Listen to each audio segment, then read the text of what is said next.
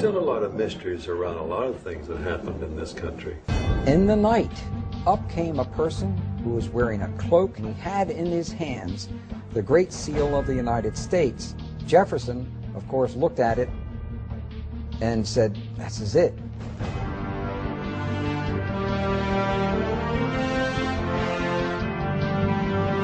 It's a very dangerous thing to reveal the truth, but we have to. Let's go back to really important individuals here. His name is Nicholas Roerich. The truncated pyramid with the all-seeing eye on the top. Nicholas Roerich is the person who is responsible for that ending up on the dollar bill. Franklin Delano Roosevelt was the President of the United States, and Henry Wallace was the Secretary of Agriculture. Now, Henry Wallace was deeply involved in the occult. Roerich to Wallace to FDR to the dollar bill. I was initiated into this very ancient order. Here we are at the Nicholas Roerich Museum. Do you really think it has anything to do with the Illuminati?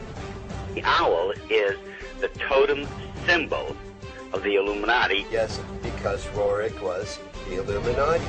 They all seem to have been Masons. His son was murdered. Those who normally get out, they're killed. Hexagrams are used during occult ceremonies when you're summoning up demons. Because we're dealing with Lucifer. And the all-seeing eye of God is one of the emblems that the Freemasons use. He said, "You're trying to say that Masonry is evil." I said, "It comes right out of the same pit of hell." Didn't win a lot of friends that day.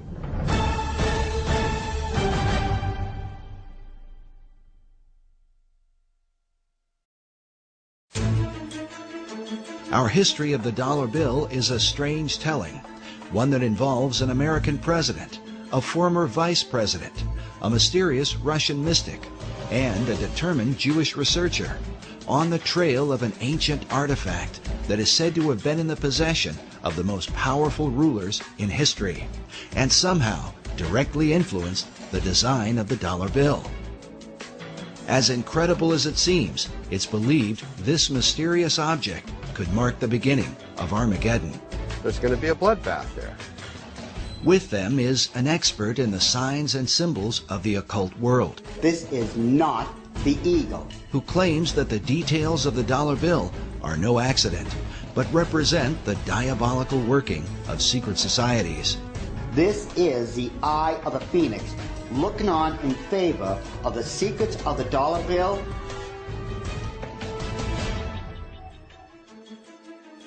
Most debates about the design of the dollar bill usually involve the founding fathers of America, but it's important to remember that they only designed a Great Seal.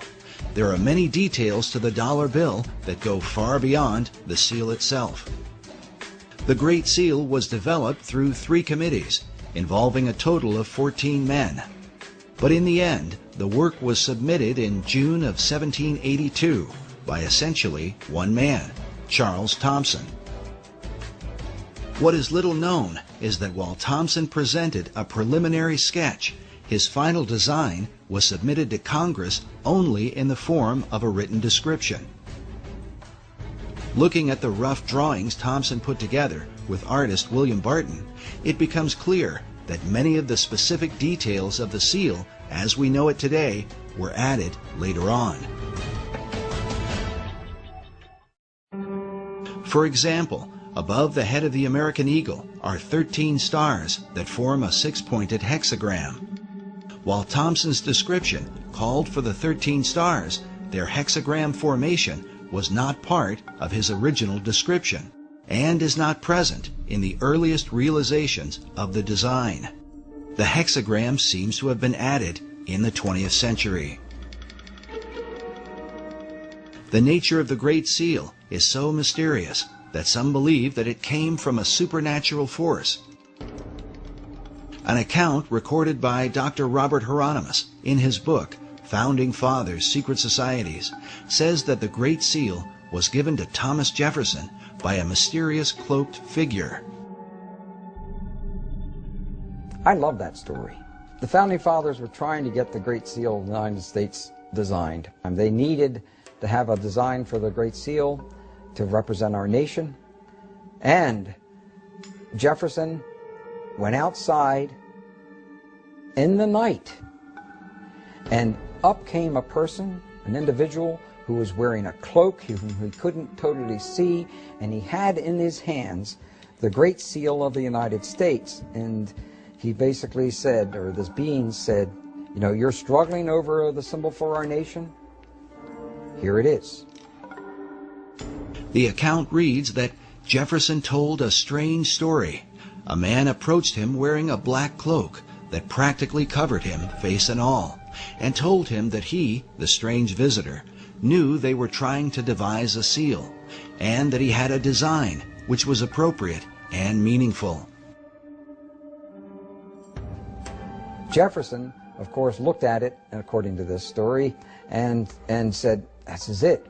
This is it. He knew it was it, and it was right. So he supposedly came running back into whatever, whether it was a tent or whatever it was, and he showed it to other individuals, and he told them about, they met this person outside. Of course, they went outside to go to find the guy, and he's gone.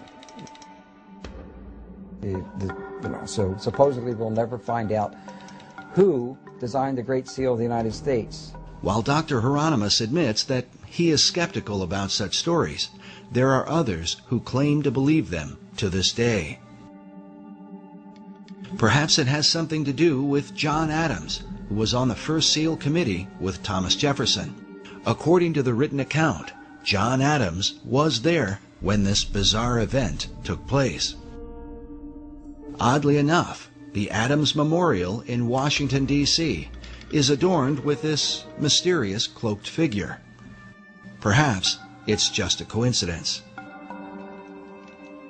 The first historical account of the Great Seal's design was written by a 19th century American Army officer named Charles A.L. Totten. In his book on the secret symbols of the dollar bill, Masonic author David Oveson writes that Totten equated the birth of the United States with the beginnings of what he called the New Atlantis, a title given to a work by Sir Francis Bacon, one of the mysterious financial backers of the Virginia colony.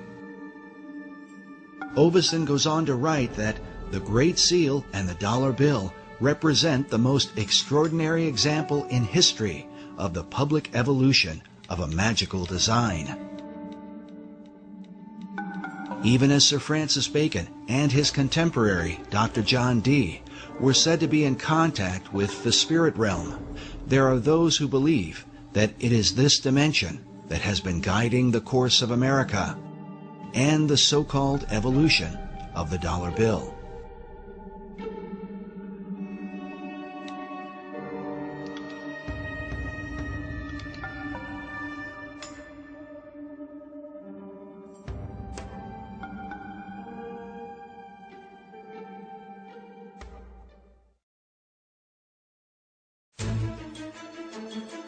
Debates have gone on for years about the secret symbolism of the Great Seal of the United States, whether or not these symbols represent secret societies, or if they are what the White House and the U.S. Congress currently tell us, symbols of divine providence, of stability, and the patriotism of America.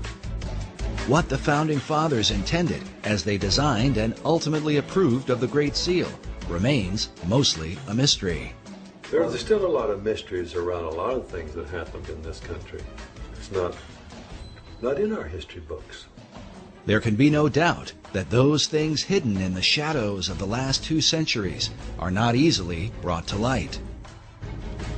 But when one comes into the modern era, into the age of photography, film, and the advanced practices of mass media, it becomes a bit easier to document world events and the intentions of those who have helped to shape them. In the late 19th century, Harvard professor Charles Eliot Norton referred to the Great Seal as a dull emblem of the Masonic fraternity. This idea was furthered by occult philosopher Manly P. Hall in the early part of the 20th century. Hall not only believed that the Great Seal was Masonic, but that it was created through the collective consciousness of the occult societies and represented the secret destiny that they had in mind for America. I'd say that he saw the secret destiny of America as the beginning of a world democracy, and that this was a kind of an experiment in democracy that had been envisioned for thousands of years before. So he saw this much like Francis Bacon envisioned what he called the New Atlantis.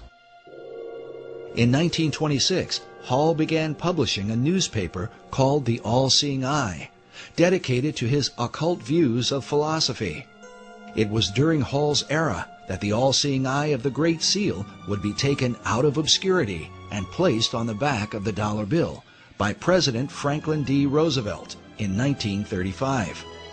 This might all be seen as just a coincidence, if not for the fact that FDR seemed to be familiar with Hall's teachings on the occult.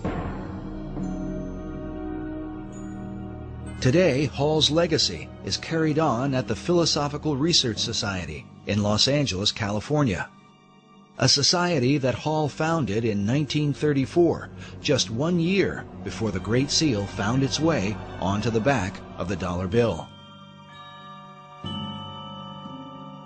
The current president of Hall Society is Dr. Obadiah Harris, shown here in what is called the Wisdom Library at PRS. According to their website, the library is made up of writings that deal with divination, tarot cards, Kabbalah, alchemy, astrology, metaphysics, Buddhism, theosophy, and secret societies. And wisdom literature is about relationships not only to each other, but to nature, to the universe. That's what this library is.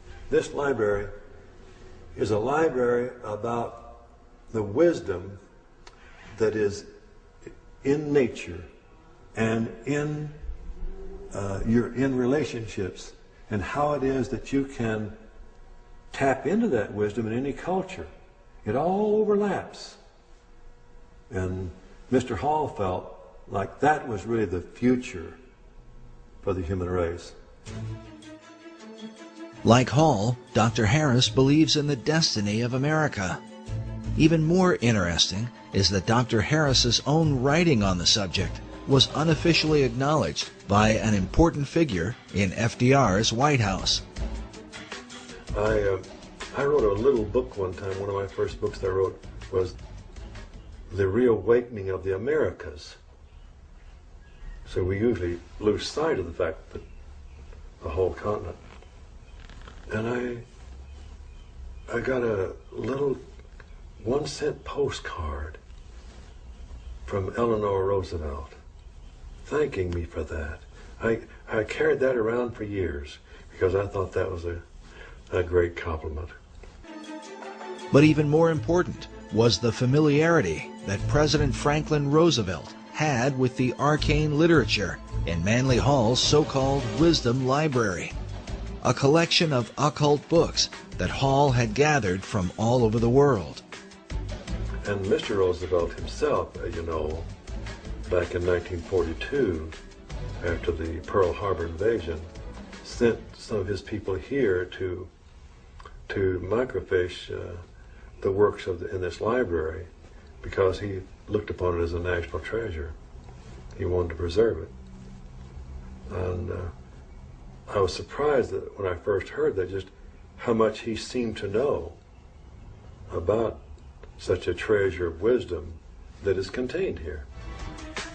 FDR's interest in the arcane and mystical was further reflected in the relationship he had with his Secretary of Agriculture, Henry Asgard Wallace.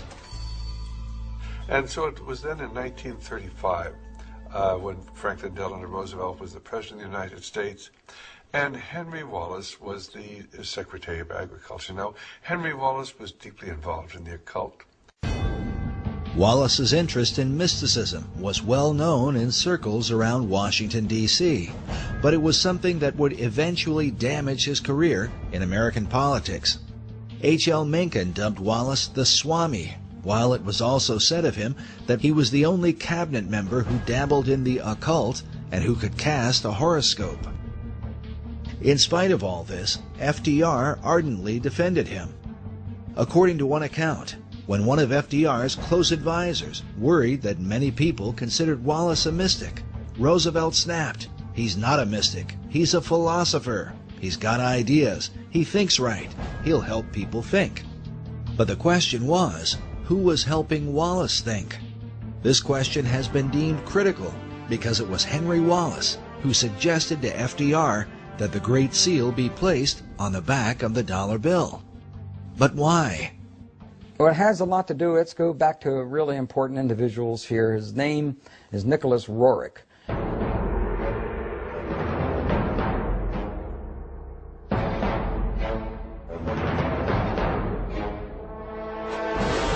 And Nicholas Roerich was a very advanced spiritual soul with considerable vision. Nicholas Roerich was also a Rosicrucian. He was also a member of other secret societies. Roerich was a Russian painter and mystic who was deeply involved in theosophy and the teachings of Madame H.P. Blavatsky. He is famous for his travels into Tibet and the Far East in search of the legendary kingdom of Shambhala. But what was his relationship to FDR's Secretary of Agriculture? I believe that Nicholas Roerich was a spiritual teacher, not a supreme spiritual teacher, but was a teacher of Henry Asgard Wallace. Roerich was considered not only a teacher, but a spiritual mentor and guru to Henry Wallace. It's believed that Wallace recommended the Great Seal to FDR because of the mystical influence Roerich held over him. The dollar bill was approved with the all-seeing eye and the truncated pyramid with the all-seeing eye on the top of the because of Nicholas Roerich. In the book Tournament of Shadows, the authors document much of the activities and influence of Roerich during this period. They write that Roerich's influence was suspected in the adornment of the $1 bill, with a verso of the Great Seal showing a pyramid crowned by an all-seeing eye. The story of Wallace's role with FDR is told by the State Department in an official history called The Eagle and the Shield, a history of the Great Seal of the United States. Henry Wallace, while sitting in the State Department, found a booklet on the Great Seal of the United States. Wallace recollects that day in letters he wrote in 1951 and in 1955. He says, turning to page 53, I noted the colored reproduction of the reverse side of the seal. The Latin phrase Novus Ordo Seclorum impressed me as meaning the New Deal of the ages. In terms of the dollar, if there's a code about the New World Order, I think that they jumped a few decades from the New Deal, because the Novus Ordo Seclorum can be translated to the New Deal in English as easily and readily as to the New Order or the New World Order. Initially, Wallace envisioned the Great Seal appearing on a coin. He took the idea to President Roosevelt. So when Henry Wallace saw this booklet and saw this pyramid in the Iron Triangle, he was a Freemason. He was a member of a secret society. Immediately he said, whoa, what a symbol to have and not use. Let's use this. So it was he that went to the president, FDR, and FDR, being a Freemason, looked at those symbols and said, hey, yes, wow, this is, that's New Order of the Ages. What's the New Deal? He actually thought to a degree that the new Novus Ordo Seclorum was the New Deal. Wallace wrote that Roosevelt, as he looked at the colored reproduction of the seal, was first struck with the all-seeing eye, a Masonic representation of the great architect of the universe. Next, he was impressed with the idea that the foundation for the New Order of the Ages had been laid in 1776, but that it would be completed only under the eye of the great architect. Roosevelt, like myself, was a 32nd degree Mason. He suggested that the seal be put on the dollar bill rather than a coin, and took the matter up with the Secretary of the Treasury. The Secretary of the Treasury at the time was Henry Morgenthau. And he talked to Henry Morgenthau, who was the Secretary of the Treasury, and got him convinced that we should put this esoteric emblem from the back of the Great Seal of the United States onto the back of the dollar bill. This really symbolized the fact that now the esoteric influence dominated the American government. And Morgenthau, the Secretary of Treasury, wrote extensively about this point, and he said there's some strange cabal, some mystical order behind the scenes, calling shots on the artwork that appears now on our dollar bills. He had to approve it, and he later had found out that this was all Henry Wallace's. It was all based on Henry Wallace's relationship to Nicholas Roerich. Nicholas Roerich is the person who is responsible for that ending up on the dollar bill. Today, the story of Roerich's mystical influence is told by a variety of occult researchers. You know, the dollar bill thing was about the New World Order. Actually, that came from Franklin D. Roosevelt and others around him, even Nicholas Roerich. It's almost like baseball. Roerich to Wallace to FDR to the dollar bill. While many people have never heard of Roerich, he was a well-known figure during the FDR era, in the years preceding World War II. His works of art were internationally recognized, so much so that an entire building in New York was erected to house his many paintings. Roerich was nominated 3 times for the Nobel Peace Prize and was the inspiration for the Roerich Peace Pact, which was signed by Henry Wallace in the presence of President Roosevelt at the White House. In 1986, Mikhail Gorbachev called Roerich one of the cultural pillars of Russia. The Russian cosmonaut Yuri Gagarin, the first man in outer space, when asked what the Earth looked like from orbit, answered, very much like the paintings of Nicholas Roerich. He was a great oil painter, bar none. He's one of the greatest in terms of the Himalayan Altai scenes that he depicted. He did some wonderful work. He was a gifted artist. But Roerich's story is one of success and disgrace, as he eventually fell out of favor with his greatest supporters, and at one point was suspected by the Soviets, the Japanese, and the United States of being a spy. Information was coming out that Roerich may have been used as a spy when he went into these other nations in the Far East. And with that, that's what broke the link between Henry Wallace and Nicholas Roerich. To learn more about this mysterious figure and his influence on the dollar bill, we travel to the Roerich Museum in New York, along with cipher expert and international codebreaker Buff Perry, who has long been associated with the museum and its curators.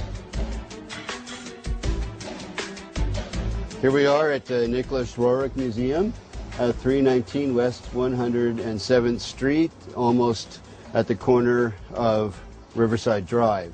His paintings hang on the walls of 3 floors of this building, and also many of the treasured archives, letters, and other writings and memorabilia of the Roerich family are housed here.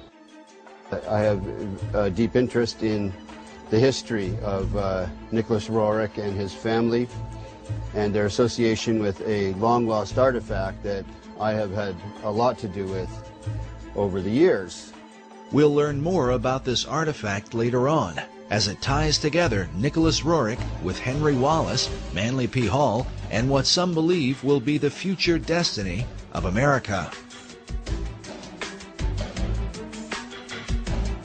Like many who are involved in New Age and occult ideas, Nicholas Roerich dreamed of a united one world order.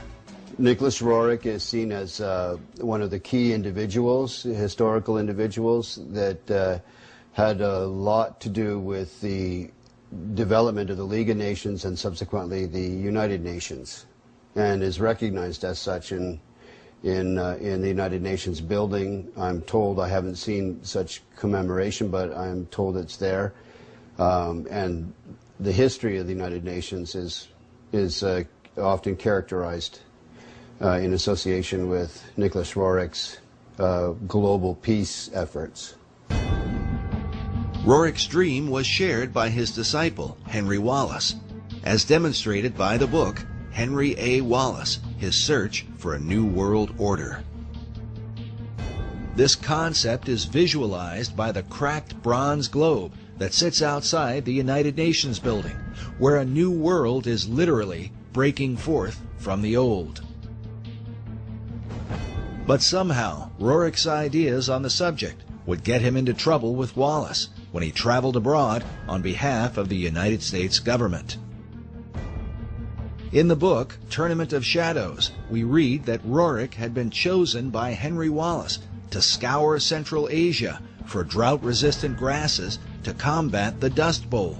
This was the genesis of the Roerich expedition, financed and staffed by the Department of Agriculture. But during his 2-year expedition, Roerich seemed to be on a mystical journey, one that involved his quest for the legendary city of Shambhala, and literally searching for signs of the second coming of Christ. Nicholas Roerich's idea was that the second coming of Christ may happen within years, and that's why he visited India, China, etc., and Russia, and digging up and trying to locate spiritual centers and spiritual information along those lines. Authors Meyer and Bryzak write that the search for Shambhala, which he identified with the second coming of Christ, and the Maitreya, or Buddha to come, obsessed Roerich. His paintings and writings thereafter conjured up his vision of a new age of peace, brotherhood, and enlightenment. But Roerich's concept of Christ, shown here in one of his paintings, was dramatically different from that of traditional Christianity. Both Roerich and Wallace were members of the Theosophical Society that was founded by Madame H.P. Blavatsky in the late 19th century. Blavatsky's view of religion can be summed up in her book, The Secret Doctrine. She makes use of the phrase, Demon est Deus inversus, which means the devil is God inverted. Her view was based on the ancient Gnostic belief that in the Garden of Eden, the serpent who tempted the woman was really an angel of light, and that God, who had created Adam and Eve, was really the devil. The reason is because God had forbidden man from partaking of the tree of knowledge, or gnosis. This is the origin of the term Gnostic, or Gnosticism. Blavatsky further argued that Jesus was only one Messiah among many, like Buddha, Krishna, and Muhammad, and that the fifth Buddha, also called the Maitreya, is the last Messiah who will come. She says he will appear as Maitreya Buddha, the last of the avatars, or way-showers. This belief and expectation are universal throughout the East. This is the event that is said to have consumed Nicholas Roerich, and that he would have taught to his devoted disciple, Henry Wallace. The proof of their bizarre relationship was more fully revealed in a series of letters penned by Wallace to Nicholas Roerich.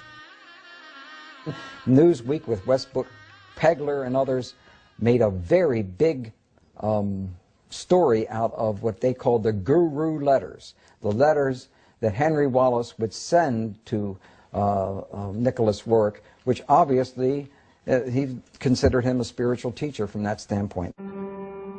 Wallace had gone from being Secretary of Agriculture to FDR's Vice President.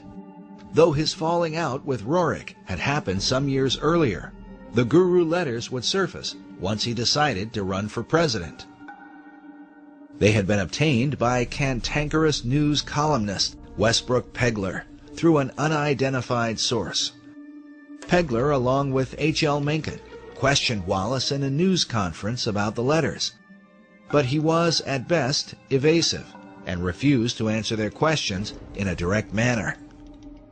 The letters were signed H.A.W., assumed to be Henry Asgard Wallace. In one of the letters, Wallace allegedly wrote of curing his headaches at formal dinners by rubbing his forehead with a Tibetan amulet. In another letter, he said to Roerich, "I have been thinking of you holding the casket, the sacred, most precious casket, and I have thought of the new country going forth, and I have thought of the admonition, await the stone, the sign of Shambhala." There's these letters, and they indicate very strongly, no matter how you want to interpret them, that he was his teacher. Wallace went on to say, "We await the stone, and we welcome you again to this glorious land of destiny." The stone he's referring to is the artifact that cipher expert Buff Perry has been following for many years now. We learned about this mysterious stone during our first interview with Perry at Manly Hall's Philosophical Research Society, where a statuette of Nicholas Roerich, holding a casket like the one described by Wallace, sits on one of the tables in the library. It was first mentioned to us by Dr. Obadiah Harris. Now, So, Dr. Harris, will you tell us about this statue here? oh well, this would be a very favorite thing to Manly Hall. This is Nicholas Roerich, who lived in the early part of well, actually, he lived even in the 20th century up until 1947. There's a Roerich Museum in New York, and this, of course, is of Mr. Roerich himself. Then there's this little casket, and in this casket symbolizes what he was given, which is the foundation stone of America. And we don't know where that stone is today. I think that Buff Perry knows a little more about where it might be now. We then asked Buff Perry to explain the stone in relation to the statue of Nicholas Roerich. The statue is based on a painting his wife Helena painted of him. The casket he's holding with a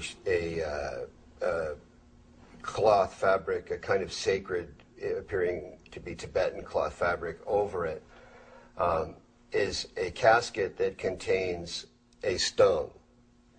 A stone that variously has been called the Chintamani in Sanskrit, meaning the stone of wisdom, the Bethel or Bethel stone, which was Jacob's pillow stone, that you read about in Torah in the Old Testament, which became known as a Bethel stone, because it was used at the location of what became the town of Bethel, so Bethel. So this stone has an incredible history to it that has only recently really surfaced in terms of how it ended up in the hands of Nicholas Roerich, where it came from. There can be no question that this stone in the casket consumed Roerich through the latter part of his life. His paintings are filled with the repeated imagery of it. And here you have a man delivering that casket up again. It appears in, it seems like almost all of Roerich's paintings. These are supposed to be his family and ascendant masters carrying the Rothenberg casket in which that stone was kept. Roerich called the stone the treasure of the world. Even his wife, Helena, is pictured in this portrait, which hangs in the Roerich Museum, with the casket resting next to her, something she and her husband had received under mysterious circumstances in 1923. Everything changed once they received this. But why would this artifact be of interest to FDR's Vice President, Henry Wallace? And how could it relate to the design of the Great Seal on the dollar bill? As Buff mentioned earlier, the stone is said to be the pillow stone of Jacob, upon which he had his dream of a ladder that stretched from earth to heaven, with the angels of God ascending and descending on it.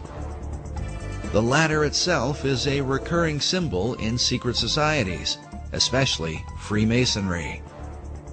Master Mason Albert Pike wrote extensively of Jacob's ladder in his book, Morals and Dogma, and even suggests that Jacob's ladder may in fact have been a pyramid.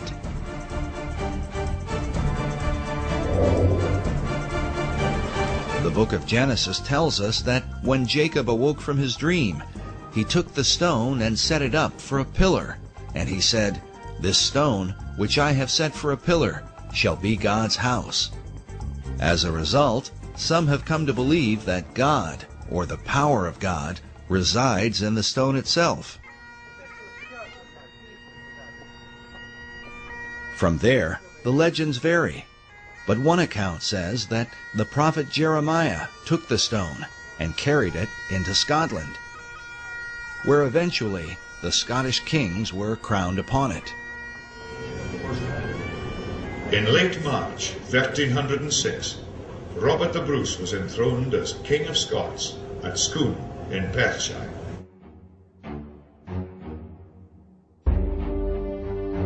An old Scottish poem says, "Except old seers do feign, and wizard wits be blind, the Scots in place must reign, where they this stone shall find." Eventually, the stone was kept at Scone Palace and was hence called the Stone of Scone. To this day, the Scots also call it the Stone of Destiny. In the year 1296, King Edward I of England captured the stone, and it was taken to Westminster Abbey for the crowning of English monarchs. In this picture, you can see the stone itself in the compartment beneath the coronation chair, a chair that was specifically built to house the Stone of Destiny. The last monarch to be crowned upon it was Queen Elizabeth II in 1953.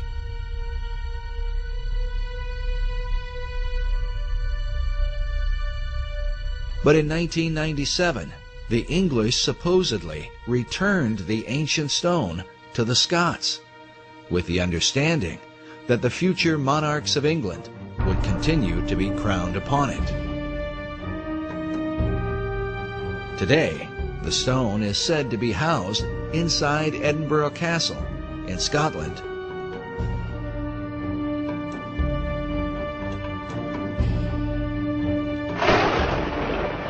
There is even a self-guided tour where visitors can view the Stone of Destiny along with the Honours of Scotland, the crown jewels of Scottish royalty.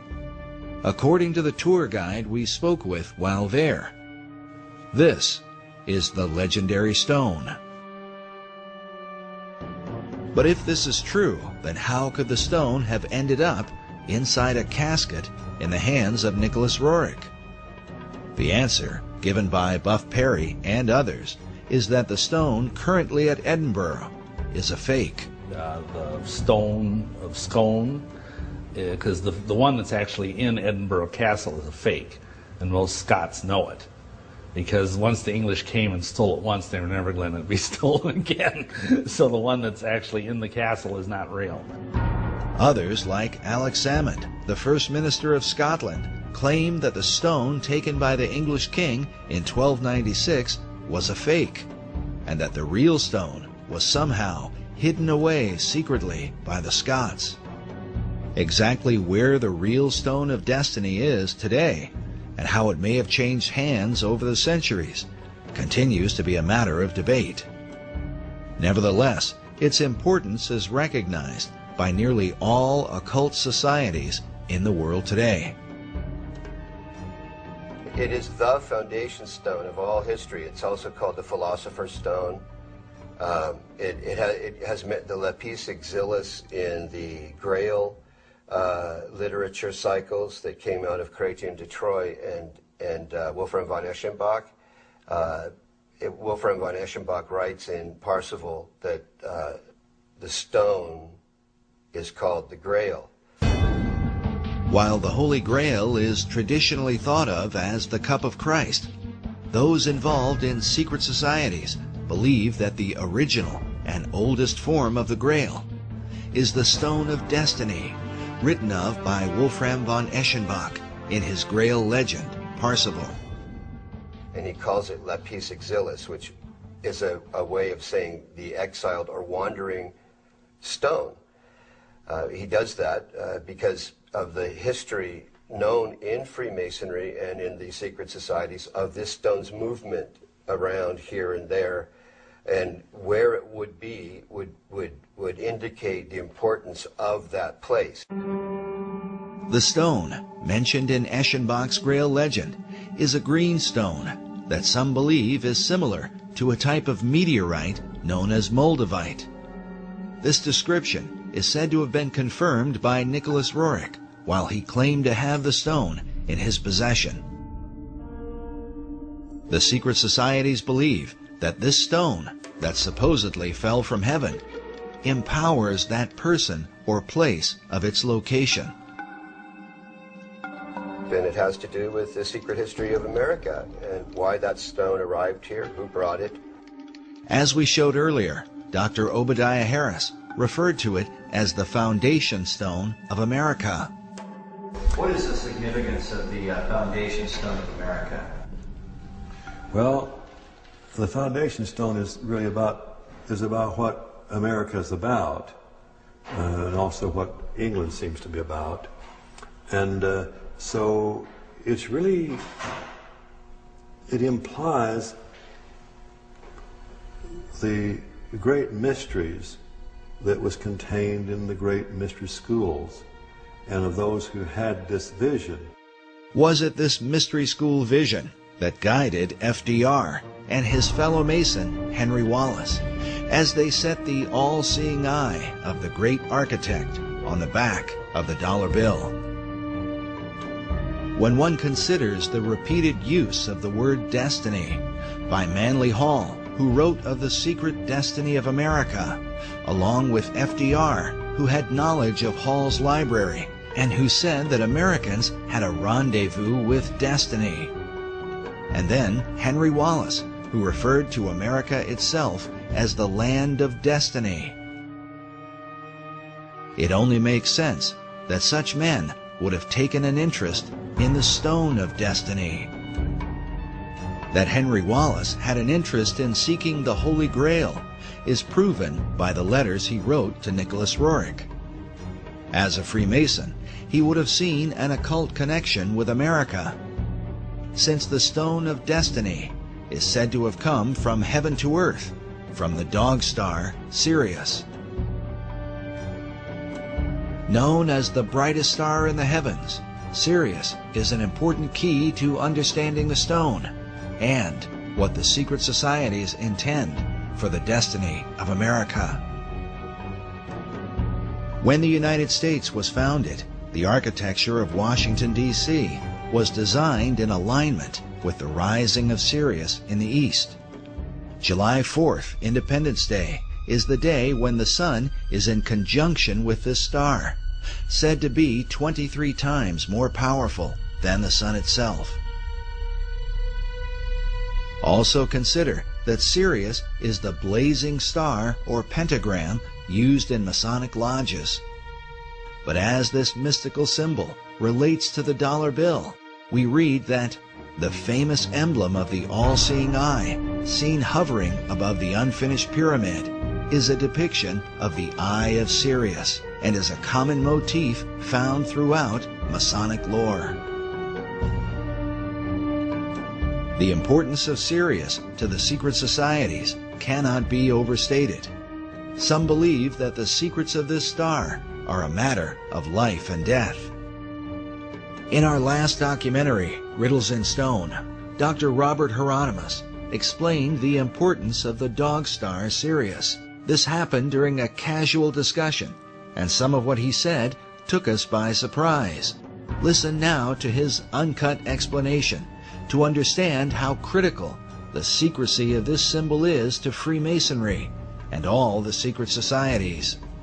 And as you listen, remember, it is Sirius that rises in the east behind the sun, which stands as a picture of the twofold nature of every symbol in the occult. Interesting thing about all of Freemasonry is symbolism is ultimately very important. They don't put a lodge in the east because it's a nice place and it looks good. They put it in the east. The masters have put it in the east because it's the rising sun. It's the rising sun. You're catching the energies of the light, right. and to them, they didn't believe that the sun was God. All right, like we're told, the ancient Egyptians, we're told all the time that they thought the sun was God.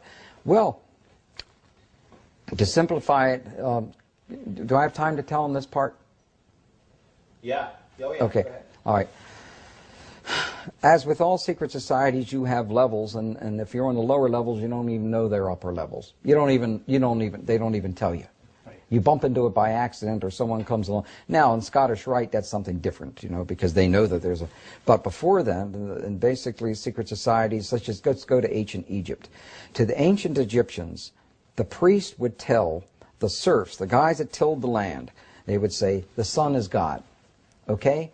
And so they accepted that very low-level interpretation, all physical. That's not what the priests believed. What the priests believed, there was a second level. The priests believed that, no, the physical sun is not the supreme being. It's the spirit which flows through the physical sun that is the supreme deity. However, there was another level. And the priests didn't even know it. It's those that were involved and elevated to if I would have told you this 15 years ago, I might have gotten shot. But this is now, I'm so glad now that this is easy to talk about. The third level, which is a higher level of understanding, said, nope, it's not, that's not the sun. The sun is not the supreme deity. Nope, yes, spiritual energies come through the sun. That's not what we're talking about. What we're talking about is the star Sirius. The dog star. The dog star, because the dog star was everything to the ancient Egyptians, with the rising of the Nile and the feeding of the people, and so. Overton says that Washington D.C. was the dog star was important in the founding of Washington D.C. Indeed, it was, yes, and that's a reflection on America. But the point I was just trying to make was that third level is never told. And with every group, every secret society I belong to, over but 15 or 16, I don't belong to any of them now. I can't. 15 to 16 different secret societies? Yeah. Oh, wow. Well, there were many different types. While Dr. Hieronymus's claims of belonging to more than a dozen secret societies might sound incredible, it is important to remember that he is the most highly recognized authority on the history of the Great Seal. Eye in a triangle in the pyramid.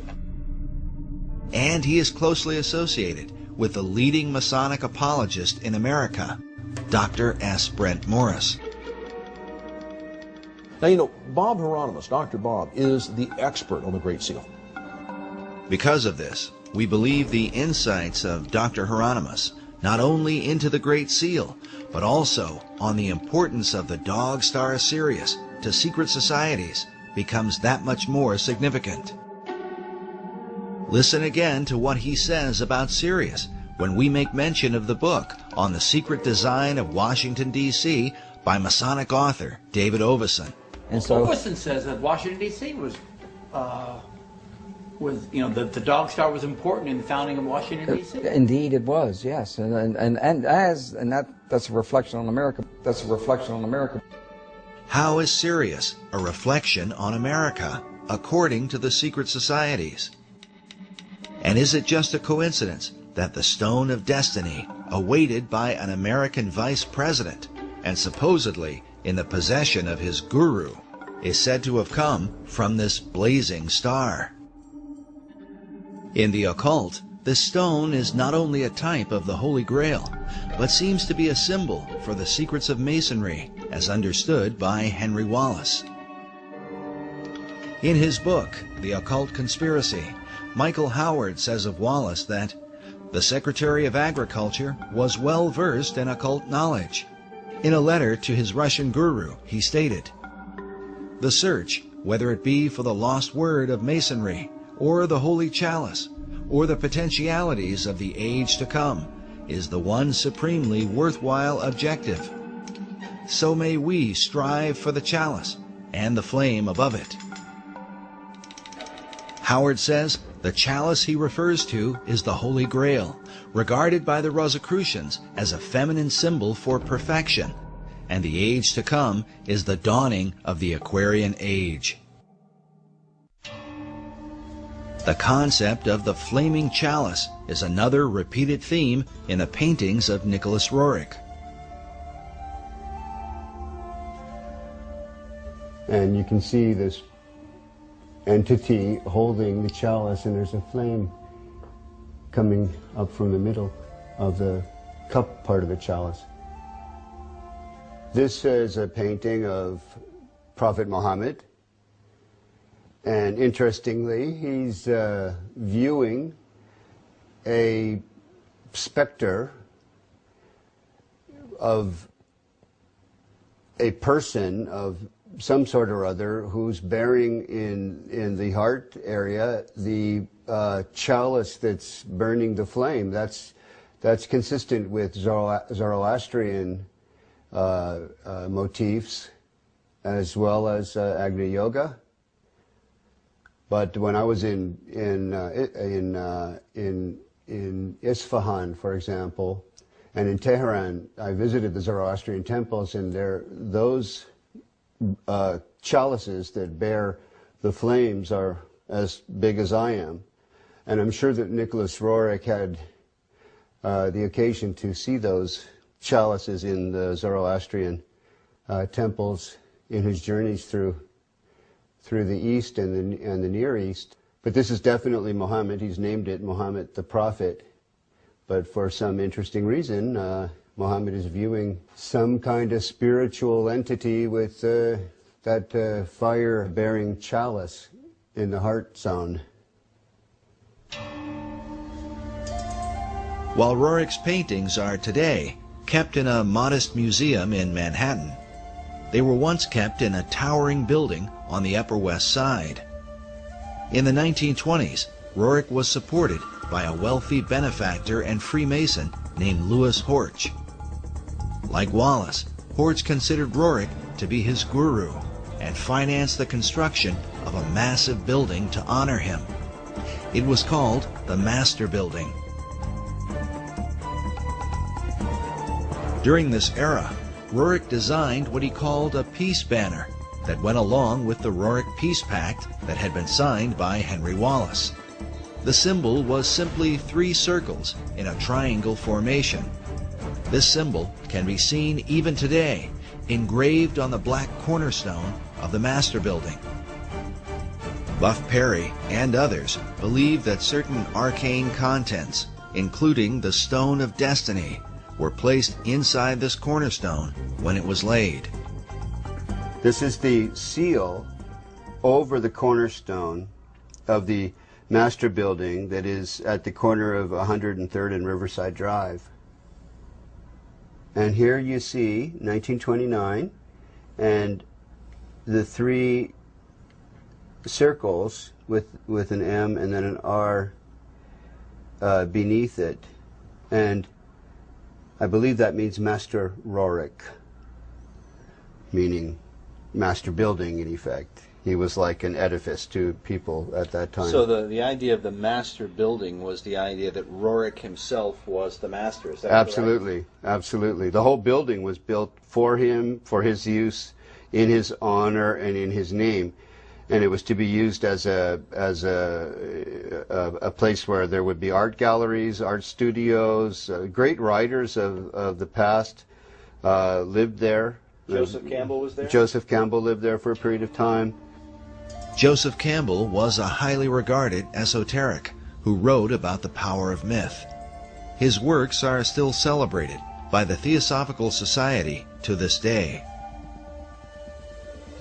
Another 20th century luminary who frequented the Master Building was Manly P. Hall. Hall was clearly interested in Roerich, and in his books wrote about the symbolism of the stone that is called the Grail. And we don't know where that stone is today. I think that Buff Perry knows a little more about where it might be now, but some believe it's in the foundation stone of the Roerich Building, the Roerich Museum there in New York. Mr. Hall used to go to the Roerich Museum in his early days, just after he had written the big book called The Secret Teachings of All Ages, because there in the penthouse of the Roerich Building met the very elite, the esoteric elite you might say, who were really into not only the mysteries of the great world religions, but also the mysteries that many people don't know that was part of the motivation in the founding of our own country. While the Master Building today is used mainly for apartment living, the penthouse, located in the upper levels, is still there. Is it possible that Henry Wallace could have been one of those esoteric elite who met there with men like Manly Hall? There is at least one record of his meeting with Nicholas Roerich at the Master Building. American Heritage reports that Wallace visited the museum and was thrilled beyond measure to receive a brief audience with Roerich. He found the artist's appearance, demeanor, and plans to promote culture and peace extremely impressive. He admired Roerich's paintings because, he said, they gave him a smooth feeling inside. The article goes on to say that Wallace avidly read the painter's writings and frequently communicated with the officials of the Roerich Museum. Whether FDR himself ever attended the penthouse meetings is unknown, but it is reported that the president's mother was an admirer of Roerich, and Roosevelt himself had once met and been favorably impressed by the artist. It is also worth noting that in 1932, First Lady-elect Eleanor Roosevelt gave a lecture at the Roerich Museum Lecture Hall.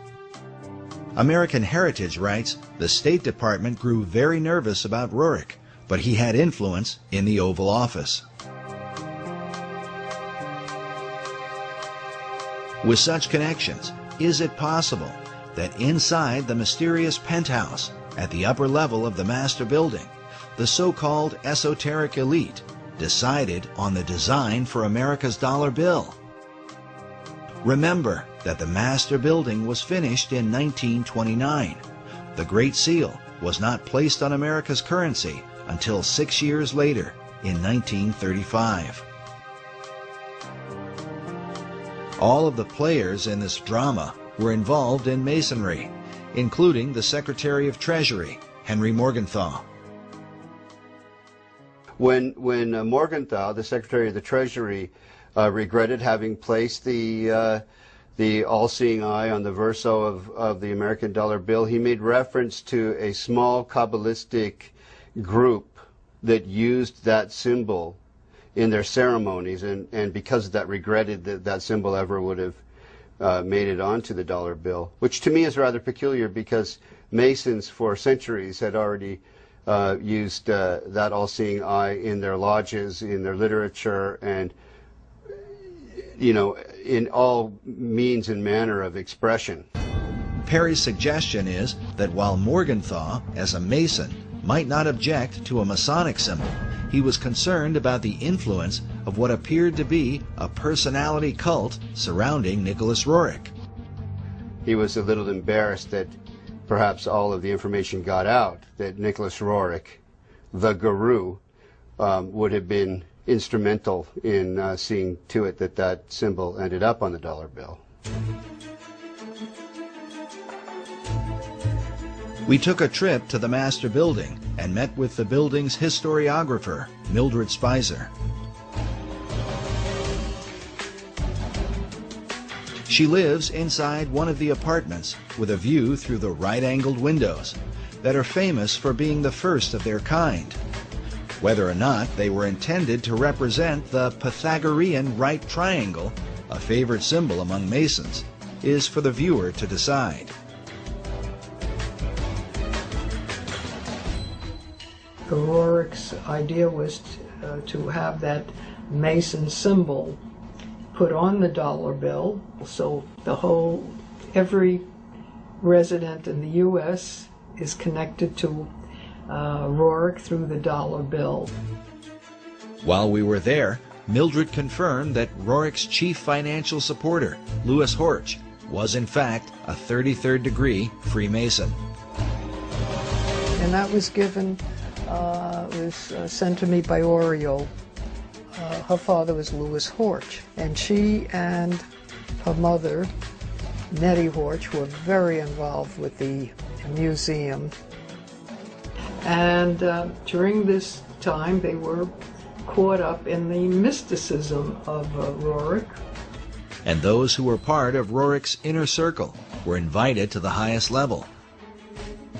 With Mildred's help, we were able to make our way up the elevators and then the many stairs to the much talked about penthouse, which some have called a kind of temple or meditation room.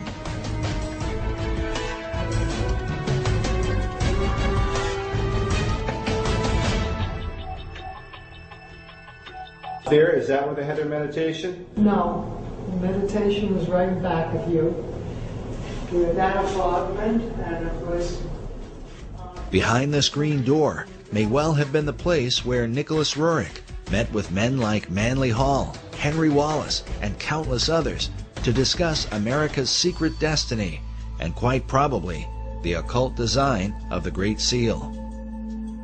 The penthouse is currently used as an apartment, and we were unable to see inside of it. But we followed Buff Perry onto the roof to get a look at the architecture from the exterior.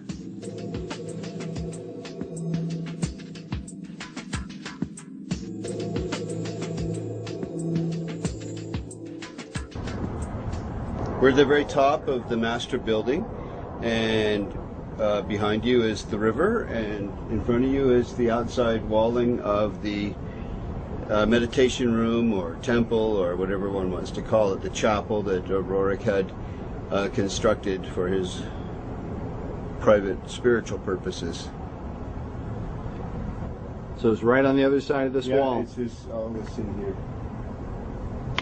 And that's the very top.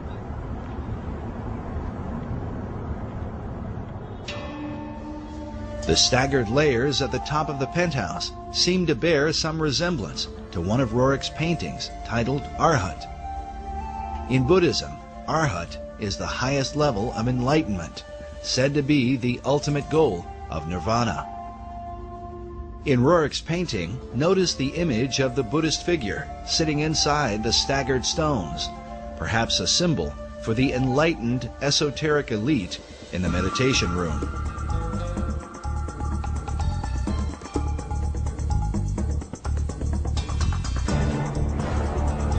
The master building rooftop is undoubtedly interesting, especially since it overlooks the Cathedral Church of St. John the Divine, the largest cathedral in the world,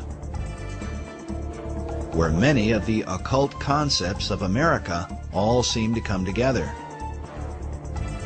What's interesting is that much of the cathedral was being built during FDR's administration. On the outside there is a cross before what is called the Rose Window, an obvious symbol of Rosicrucianism. Inside the cathedral, we find praying saints alongside lurking demons. An image of what looks like a Zoroastrian Maitreya hangs upon a cross at the altar. Meanwhile, an upside-down cross is seen in one of the alcoves, serving as a monument to September 11th. Elsewhere, a phoenix bird is carved beneath the pulpit. A carving of George Washington is found next to that of William Shakespeare. And on the floor is the seal of St. Albans. St. Albans was one of the names given to Sir Francis Bacon. And in the midst of it, we find obvious imagery pertaining to the Holy Grail. Some more obvious than others, like this seal on the floor of the cathedral. But notice that there are two cups beneath the cross.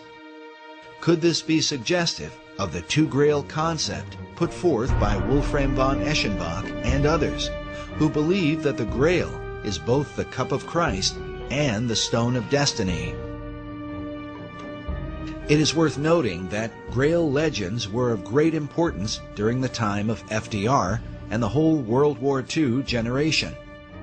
Not only in America, but in Europe, Richard Wagner based his famous opera, Parsifal, on the writings of Wolfram von Eschenbach. This opera would become a central focus for Adolf Hitler, and as a result, there are some who have argued that Hitler's whole life was dedicated to the Holy Grail. Occult historian Tracy Twyman writes of what Hitler and other occultists believed about the Grail, that it dates long before the time of Christ, all the way back to ancient Atlantis. She writes that just as Hermes possessed a magic stone, which has been associated with the Holy Grail, Hercules also possessed a heavenly stone and a special cup that he carried it in. According to Plato's dialogue, the Pillars of Hercules were the gateway to Atlantis. This may be why Sir Francis Bacon used these same pillars as a symbol for achieving greater knowledge.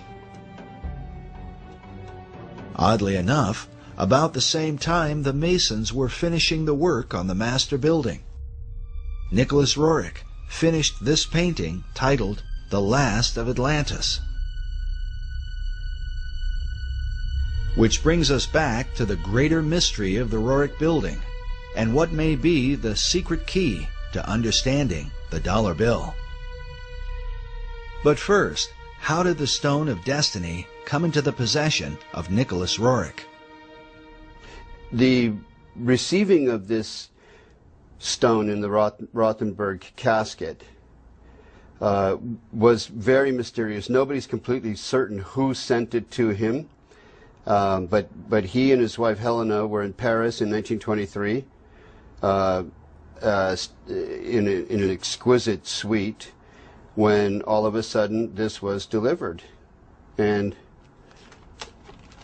it was delivered in this box, and the box says 5 Place Vendôme, and that's 5 Vendôme Place, which was where they were staying, and it was sent from Bankers Trust,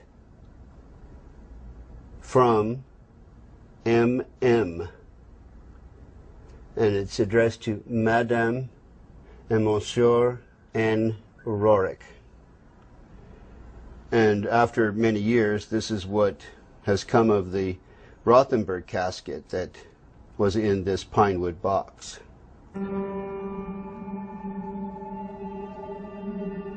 But why would this artifact have been delivered to Nicholas Roerich? And could it have really ended up inside the cornerstone of the master building, as Buff Perry and others believe? When it was mysteriously delivered to Nicholas Roerich in 1923, he carries it around. He ends up going to India with it.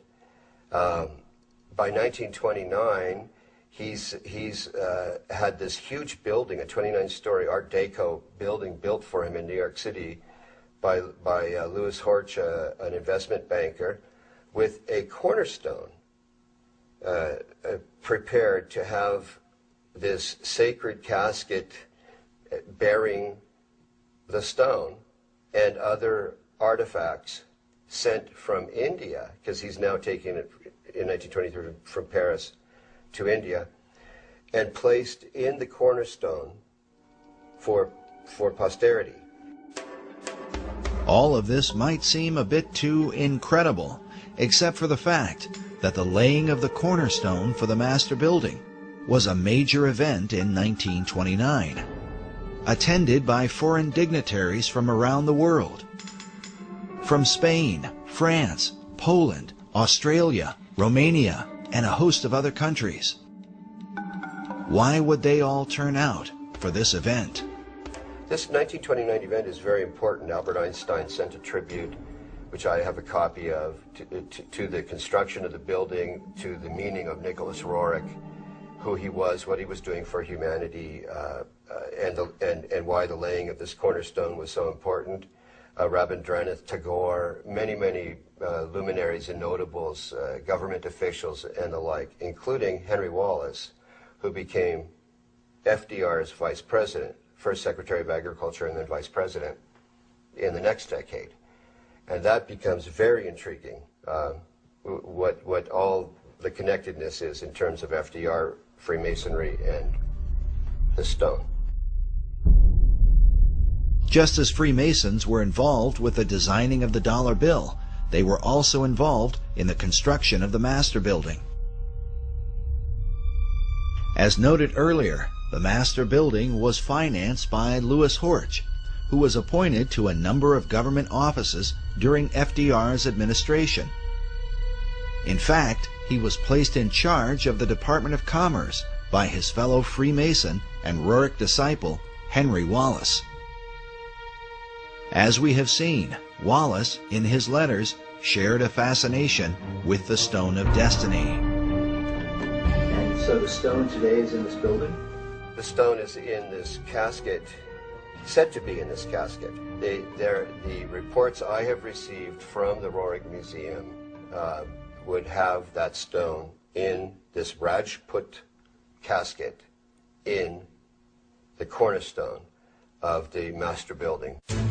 The interest of men like Albert Einstein, Henry Wallace, and not to mention all the foreign dignitaries, becomes quite intriguing when one considers the full contents of the casket that was said to be placed inside the cornerstone. I'm familiar with the ingredients of the Rajput casket by having read letters from Zina Fosdick and her own notebook entries, and also because Aida Tolskaya herself, one of the co-curators of the Roerich Museum, wrote out what Zina Fosdick had stated they had placed in the Rajput casket in Darjeeling before it was delivered to the city of New York to be placed in the cornerstone.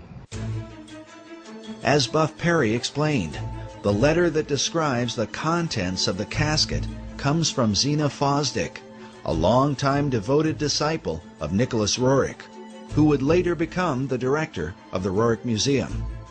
The museum photo collection is filled with images of Fosdick alongside Roerich while they were in Darjeeling, India, where the casket was prepared.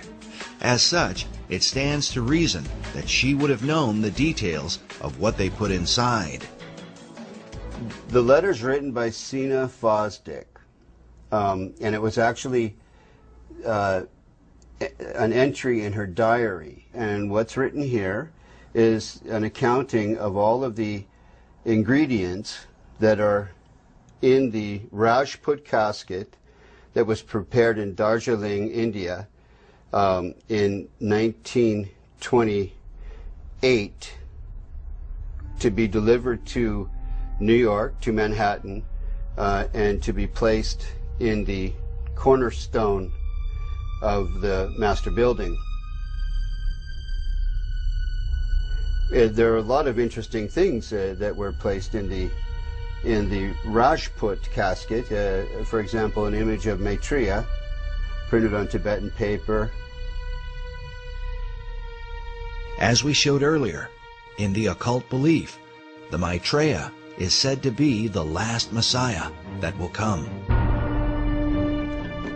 The Maitreya is seen as the final deliverer and incarnation in the Buddhist tradition. Again, he's also Kalki in the Hindu tradition, the 10th incarnation of Vishnu. Vishnu is the great god of Hinduism. So they're not mixing up Jesus with Maitreya, but they are seeing Maitreya as a messianic figure, a world Messiah who would answer all of the expectations of all the world religions at one time.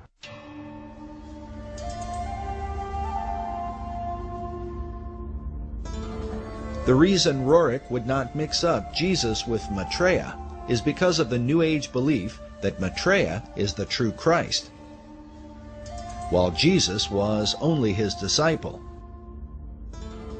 This is also the teaching of Scottish mystic Benjamin Creme. Maitreya embodies what we call the Christ principle, the Christ consciousness. And 2,000 years ago, he overshadowed his disciple, Jesus. Jesus was not the Christ, except for 3 years.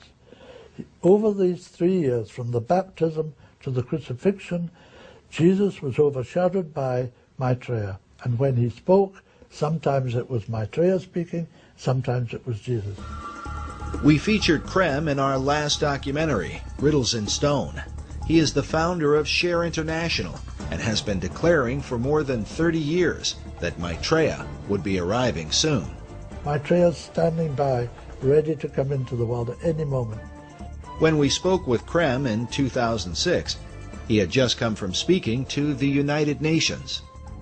While I was in New York, I gave a talk at the United Nations, and there was a large group of New York theosophists. A certain number from outside the United Nations were allowed to come to the talk, and they were very responsive, very responsive. These theosophists are modern members of the Theosophical Society, of which both Nicholas Roerich and Henry Wallace were members. Other famous members included Thomas Edison and Mahatma Gandhi, as well as Gandhi's close friend Jawaharlal Nehru, the first Prime Minister of India. Also pictured here, beside Nicholas Roerich. But in addition to the image of Maitreya, what were the rest of the contents buried inside the cornerstone of the master building? A portrait of M.M. This, I believe, is Master Morya. Master Morya was one of the names given to a spirit that is said to have inspired Madame H.P. Blavatsky. Roerich's wife, Helena, claimed that the same spirit was in contact with her and inspired her writings. It's Master Morya, who is actually Helena Roerich, channeling this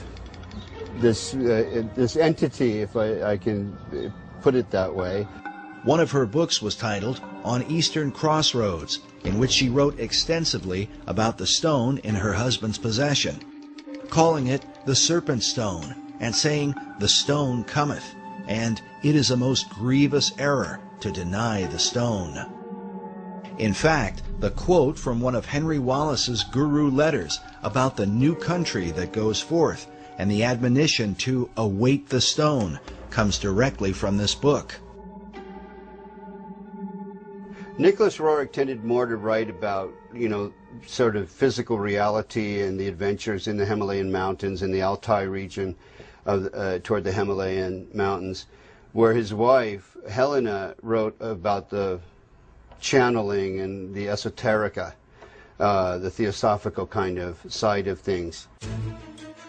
While Roerich's writings may have dealt with reality, his paintings were anything but. Dedicated to universal archetypes, and with them, the promise of a sacred treasure. That brings us to the third, and perhaps most important item, placed inside the cornerstone of the master building. They're all people who had varying kinds of relations with Nicholas Roerich. They were channelers, they were followers. But to me, personally, greatest interest is this side statement that Aida Tolskaya, who was also one of the curators of the Roerich Museum, wrote. Sina omits a piece of the stone that was placed in the casket. This goes back to that famous stone that the Roricks became a cause célèbre because of, and many other people wrote about later.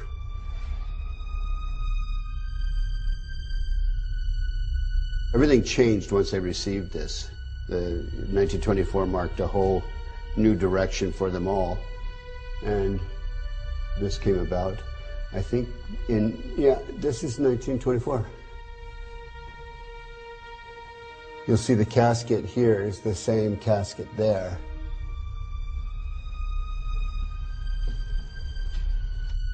And this is a burning casket of some kind. Yeah, Chintamani. Chintamani is a Sanskrit term that means a stone of wisdom, that he calls the treasure of the world. And that's how he depicted the treasure of the world, the ultimate treasure of the world. It seems only appropriate that this treasure hunt would take us back to Manly Hall's society in Los Angeles, and in particular to one of the graduates there from the University of Philosophical Research, a Freemason named Gavin Wintz. On his website, he quotes a curious passage from Eschenbach's Grail legend with a clear reference to the Knights Templar. The passage reads, "Wherever these Templars receive victory or defeat, I will tell you by what they live. They live with a stone. If you do not know it by name, I will name it for you. It is called Lapsite Exilis. The stone is also called the Grail." Eschenbach's reference to the Knights Templar is curious. During the same period that he wrote his Grail legend, the Templar Church of Garway, England was built. Inside we find mysterious symbols carved above what appears to be the outline of a man. These carvings are said to be a depiction of the Holy Grail, the chalice shown here. In the midst of it is a traditional Catholic host with a cross in the center. But inside the chalice, just beneath the host, is what appears to be a truncated pyramid. Which brings us back to Gavin Wintz, who produced an award-winning documentary which he titled Lapis Exilis, based on a variant spelling of the Grail name given by von Eschenbach. This slight alteration to the original name had been recorded in the diary of Nicholas Roerich. And it seems to be a contraction of several words in the Eschenbach example, but clearly in Roerich's example, Lapis Exilis means the exiled stone, or the wandering stone, or the stone that comes in from somewhere else. The word lapis is simply Latin for the stone. But how was this stone envisioned by Roerich and his disciple Henry Wallace? Roerich described the stone as a type of moldavite, the meteoric stone of green or emerald color. This would seem to fit with the description given by von Eschenbach in the 12th century. On his website, dedicated to the stone's history, Freemason Gavin Wintz came to this conclusion about just what Nicholas Roerich envisioned as Lapis Exilis, the stone they call the Grail.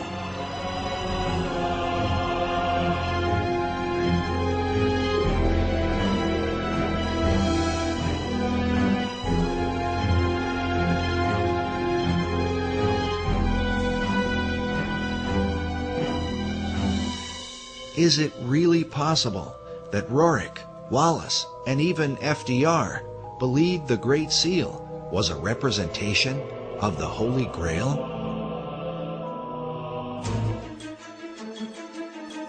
And if so, then, as the treasure of the world, would this explain why the US dollar has been used from the time of FDR onward to send financial aid to nearly all the countries of the earth, for the establishment of a global society? During his 2008 presidential campaign, Barack Obama was criticized for wanting to spread the wealth. But in reality, the redistribution of wealth, a socialist tenet, is a practice that the United States has engaged in at a global level for more than half a century, beginning in the aftermath of World War II. We want peace and prosperity for the world as a whole. The United States now is conducting a new kind of foreign aid program. Aid not for destroyed industrial nations, but for developing countries with limited knowledge of modern technology. Many are just emerging from colonial status. American aid seeks to lay the foundations for industrial and agricultural growth. It is motivated by the humanitarian ideals of the American people and But now that the economy of the American people has taken a turn, and it seems that the dollar is declining fast, how could this fit in to the plan of the secret societies? Consider that when the shock waves of the American stock market shook the world, France and China called for a global currency and a new world order. Which brings us to the other half of the dollar bill's design, the American eagle, that some believe represents the mythical phoenix, a bird that is said to destroy itself by fire. But according to Wolfram von Eschenbach, the power of the phoenix lies in the stone of destiny. In Parsifal, he writes, "By virtue of this stone, the phoenix is burned to ashes, in which she is reborn. Thus does the phoenix molt her feathers, after which she shines dazzling and bright, and as lovely as before." If these ideas are truly embraced by secret societies, could this suggest the intentional destruction of the American dollar, which will then force our financial networks into a global economy, resulting in a new Atlantean empire that extends to all the earth?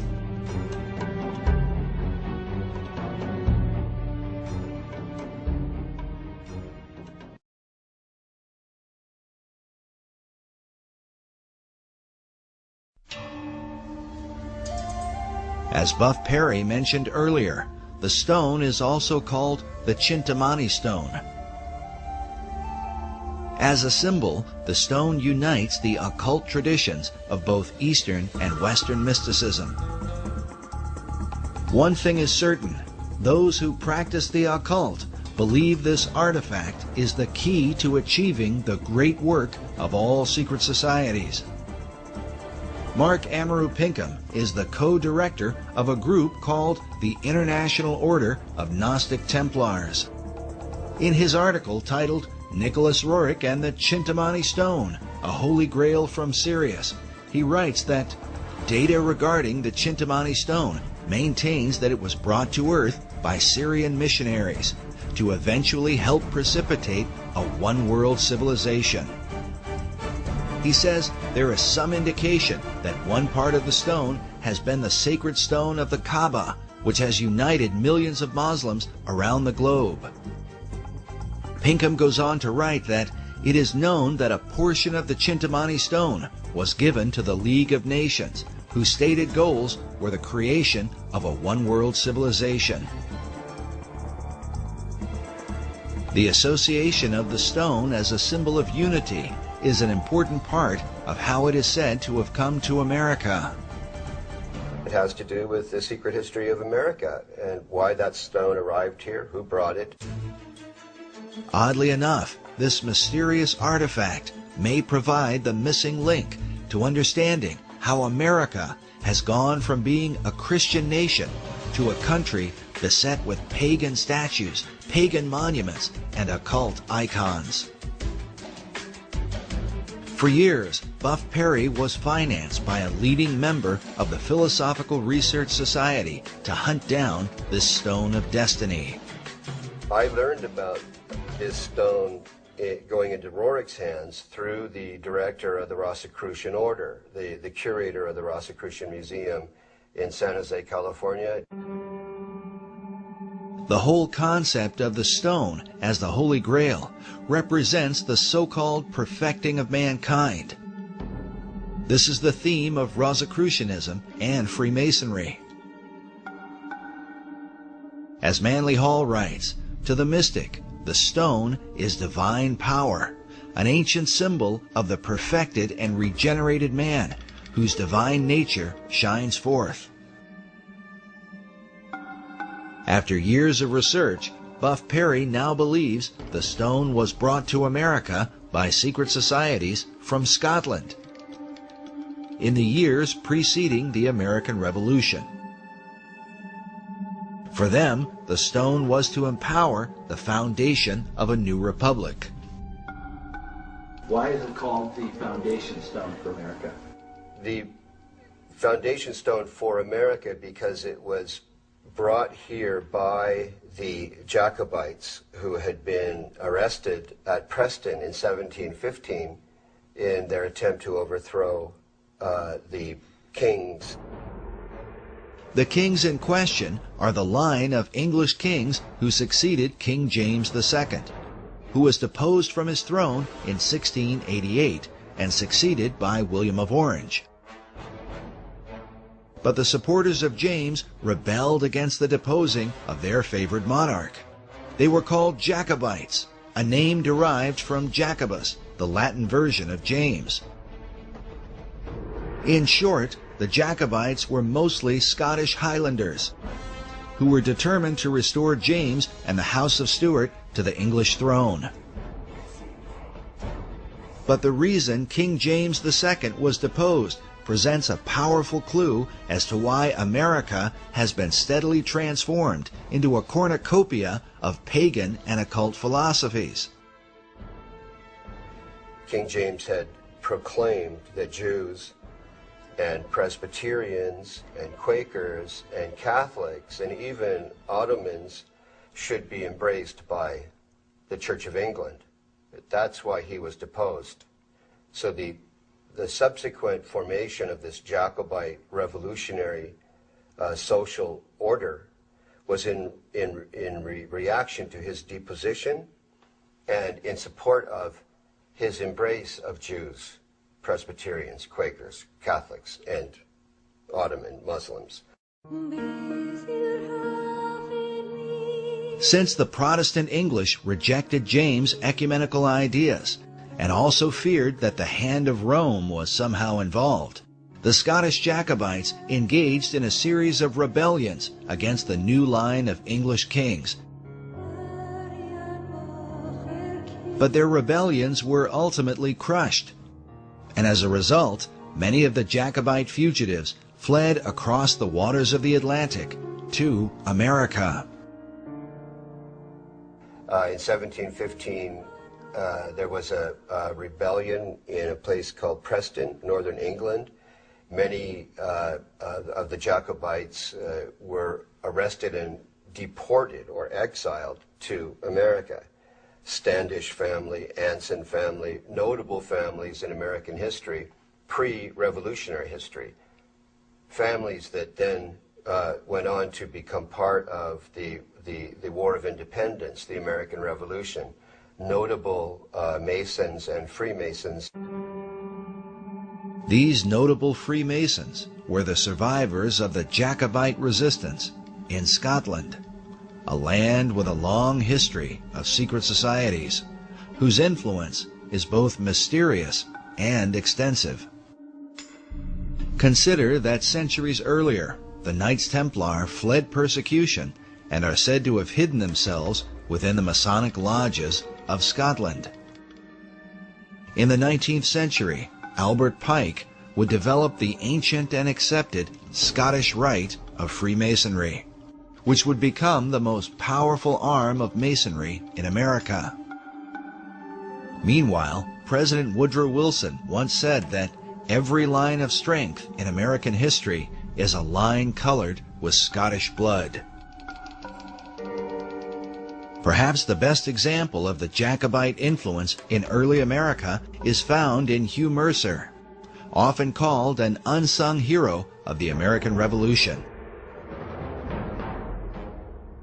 Mercer was a Jacobite doctor who supported the cause against England until their final defeat at the Battle of Culloden in 1746. He was then forced to flee to America, leaving his homeland behind. He served as Brigadier General in the Continental Army and was a close personal advisor to George Washington. It's even believed that it was Hugh Mercer who suggested that General Washington make his famous crossing of the Delaware River on Christmas of 1776. Incredibly, one of Hugh Mercer's children would marry into the Patton family and ultimately produce World War II hero General George S. Patton, whose blood and guts reputation was certainly in keeping with the Jacobite tradition. But in the years prior to the American Revolution, Hugh Mercer became a member of the Masonic Lodge in Fredericksburg, Virginia, the early members of which are said to be a who's who of Revolutionary War heroes. Mercer's fellow members included George Washington and James Monroe. At least 8 Masons from this lodge served as generals during the American Revolution, while 2 of them would go on to become American presidents. The Fredericksburg Lodge still exists today, and on its website states that it was chartered by the Grand Lodge of Scotland, July 21st, 1758. A history of the lodge says the following. The lodge was formed by men who had been made Masons earlier and elsewhere, Scotland most likely. There was in Fredericksburg in the 1750s a notable Scottish mercantile presence. Many of those early lodge members bore Scottish surnames, and it was to Scotland, not England, that the lodge later turned for a proper charter. Is it possible that the influence of the Scottish Jacobite rebels worked as an undercurrent that helped to inspire the American Revolution? These families, they come under the general umbrella term Jacobite, were the real core population that led to ultimately to the War of Independence. Consider that the 3 Jacobite uprisings are referred to as rebellions. During the Revolutionary era, the motto, "Rebellion to tyrants is obedience to God," was adopted, a motto that Benjamin Franklin wanted to include on the design of the Great Seal. But rebellion against authority was not exactly the tradition of the Puritan Pilgrims who began the country. Their focus was on the biblical teaching of Jesus and the apostles. When Harvard University was founded in 1636, its motto was "Truth for Christ and the Church." Harvard's statement of purpose went on to say that the main end of life and studies is to know God and Jesus Christ, which is eternal life. But by the Revolutionary era, references to God were more ambiguous, often referring to the guidance of divine providence. It has been noted that the revolutionary founders were not known for quoting the sayings of Jesus Christ. They certainly mentioned his name or made reference to Christianity. They said things like, "No king but King Jesus." But his teachings were absent from their writings. Sayings like, "Turn the other cheek," "Love your enemies," and "Bless them that curse you," had no place in a movement that was founded on rebellion. As a result, it becomes little surprise that once the new republic was founded, biblical imagery of Christ and the Gospels would be missing from the capital city. Instead, a celebration of pagan gods and goddesses would prevail, which seems to represent the ecumenical views of King James II and his Masonic Jacobite rebels. The chief Jacobite symbol was the white rose, traditionally worn on their Scottish bonnets.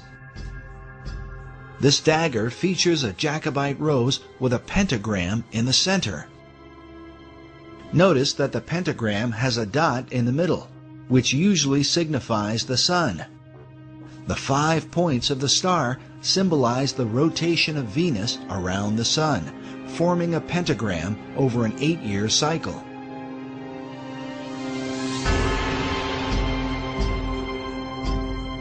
This symbol was well known to the secret societies of Europe and is found carved throughout Washington, D.C. In light of these things, the question Americans today should ask is, if the idea of rebellion was in obedience to God, what God did they mean?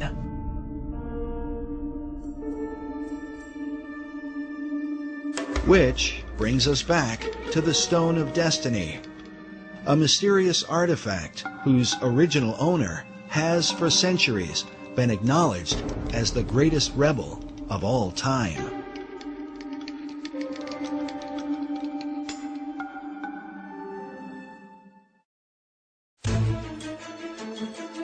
The belief is that the real stone was not captured by the English in 1296, but was somehow hidden away by the Scots. Buff Perry believes that centuries later, the Jacobites brought the stone with them to America. To bring it over here was to, first of all, find refuge or sanctuary for it, but also to indicate this is where the Jacobite revolution might really be successful. 1715, the first rebellion, 1745, the second, and then we have the 1770s with the Declaration of Independence. We have the Boston Tea Party, then we have the sort of prolonged war of independence, all brought about by these same people.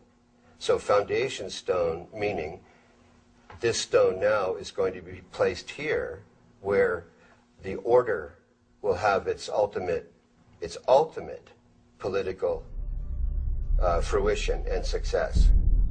Well, this is Helena Roerich, a painting of her, I believe by Nicholas, and she's bearing the white rose, which came to mean what you swear an oath of secrecy in relation to. And the Jacobites would swear sub rosa with a single white rose. Her left hand, hand and elbow, are right alongside of the casket. The symbology is extremely interesting. Just the bearing of the white rose alone is, to me, highly suggestive of what she felt to be a secret mission that was associated with this stone that they received. It seems clear that their secret mission had to do with creating a one-world order through the League of Nations and by supporting the New Deal, which both FDR and Henry Wallace believed was the new order of the ages. It was during FDR's administration that the National Archives building was completed, with the figure of what appears to be a perfected man carved upon it. The figure is called Destiny. With the word destiny used repeatedly by the key figures who influenced the dollar bill, FDR, Wallace, and Manly Hall, is it possible that they all believed the Stone of Destiny had come to America through Nicholas Roerich? But exactly what destiny they had in mind for America and the world must give us pause when we consider the full history of the stone. According to an ancient legend, the stone that fell from heaven is a jewel that was cut from the crown of Lucifer himself.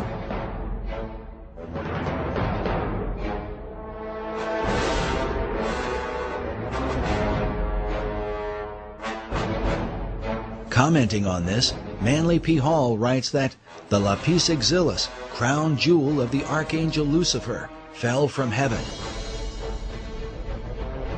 Michael, archangel of the sun, at the head of the angelic hosts, swooped down upon Lucifer. During the conflict, Michael with his sword struck the flashing lapis exilis from the coronet of his adversary, and the green stone fell into the dark and immeasurable abyss. Hall goes on to say that out of Lucifer's radiant gem was fashioned the Sangreal, or Holy Grail, from which Christ is said to have drunk at the Last Supper. This idea seems to be captured in this depiction of the Grail by Dante Gabriel Rossetti. Rossetti was a 19th century esoteric painter who is said to have influenced modern Rosicrucianism. He may well have been familiar with the ancient legend, since his Grail cup appears to be a dark emerald green, mounted in a golden frame. But according to the various legends that are told, this stone of Lucifer was divided into different parts. One part became the Grail chalice, while King Solomon is said to have fashioned another part into a ring. Yet another part became the stone of the Kaaba. While this stone is black, Manly Hall suggests that Islam venerates the color green because of its association with the Grail stone. Others believe the Grail stone is the same as the Emerald Tablet. A depiction of this tablet can be found in the floor mosaic of the Cathedral of Siena, next to an image of Hermes Trismegistus, or Hermes Thrice Great. As such, it is known as the Emerald Tablet of Hermes. Written upon it is the Hermetic maxim, "That which is below is like that which is above." The tablet is also called the Philosopher's Stone and is well known in the ancient world. Sir Isaac Newton even did his own transcription of the Emerald Tablet. In the modern world, Carl Jung is said to have had dreams of the Emerald Tablet. Manly Hall obviously knew about it and even published his own illustration. Hall writes that the oldest and most revered of all the alchemical formulae is the sacred Emerald Tablet of Hermes. In her book on the Merovingian mythos, occult author Tracy Twyman writes that the story of the Emerald Tablet of Hermes appears to be yet another incarnation of the Grail as stone. She goes on to say, the legend connected to these items and the stone they came from relate that the stone bounced off Cain's head as it fell to earth, leaving a scar on his forehead in the shape of a red serpent, the mark of Cain. This is what the Grail as stone represents.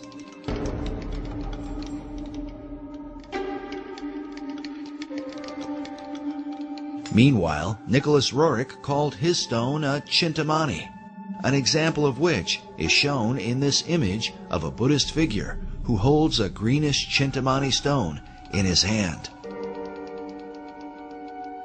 While the legends of these stones vary and researchers often disagree, it is curious that both Roerich and Manly Hall use the same variant spelling of Eschenbach's term for the Grail stone. Eschenbach wrote lapsit exilis rather than lapis exilis. In each of their writings, both Roerich and Hall used the term lapis exilis. This might be written off as mere coincidence, if not for the fact that Hall was meeting with Roerich in the upper penthouse of the master building. This suggests that they had the same understanding of the stone. Furthermore, both men were involved, along with Henry Wallace, in the theosophical teachings of Madame H.P. Blavatsky, who openly asserted the ancient Gnostic belief that the true God is Lucifer. As such, for Roerich to have a piece of Lucifer's gemstone would have had great significance. Dr. Obadiah Harris explained to us the importance of Madame Blavatsky to Manly Hall and to his writings about the founding and destiny of America. There's another important lady over here that Mr. Hall wanted to honor, and that is Helen Blavatsky. a Russian woman. By the way, her little house in Russia, and I understand now, is the National Museum. But in the early days, he wanted to pay tribute to her contribution, and she was the co-founder of the Theosophical Society, whose headquarters now is in India. She wrote Isis Unveiled, The Secret Doctrine, and it is said, I don't know if this is true, but she died in 1891. Manly Hall was born in 1901, but it is said that he had read The Secret Doctrine by the time he was 12 years old and understood it. So there's a feeling that Manly Hall had a bond with this woman, a kind of spiritual bond, and that when he wrote Secret Teachings of America, he was really writing the next book for her secret teaching, secret doctrine, that he was taking it farther, and he did. So he felt that in her was a kind of something of the isthmus of the spirit that gave birth to the Philosophical Research Society. If what Dr. Harris says is true, then Hall founded his entire society on the Luciferian doctrines of Madame H.P. Blavatsky. Well, Manly Hall, of course, really was one of the leaders of this whole world esoteric movement for probably 70 years or more. And he wrote extensively about the ancient mysteries, and he eventually joined the Masons and, of course, moved up very rapidly to the 33rd degree Mason, and then to the upper levels of Masonry, which are truly into the Luciferian, which most Masons have no idea even exists. In his writings, Hall said that when the Mason learns the mystery of his craft, the seething energies of Lucifer are in his hands. This quote comes from the book The Lost Keys of Freemasonry that was first published in 1923, the same year the casket had been delivered to the Roriks in Paris.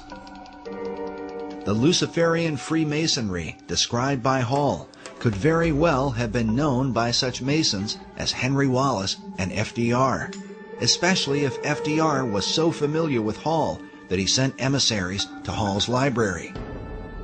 Also consider that FDR's successor, Harry Truman, a fellow Mason, had Hall's books on his shelves. And certainly, Manly Hall's view of Lapis Exilis as the gemstone of Lucifer would not likely have escaped the attention of Nicholas Roerich.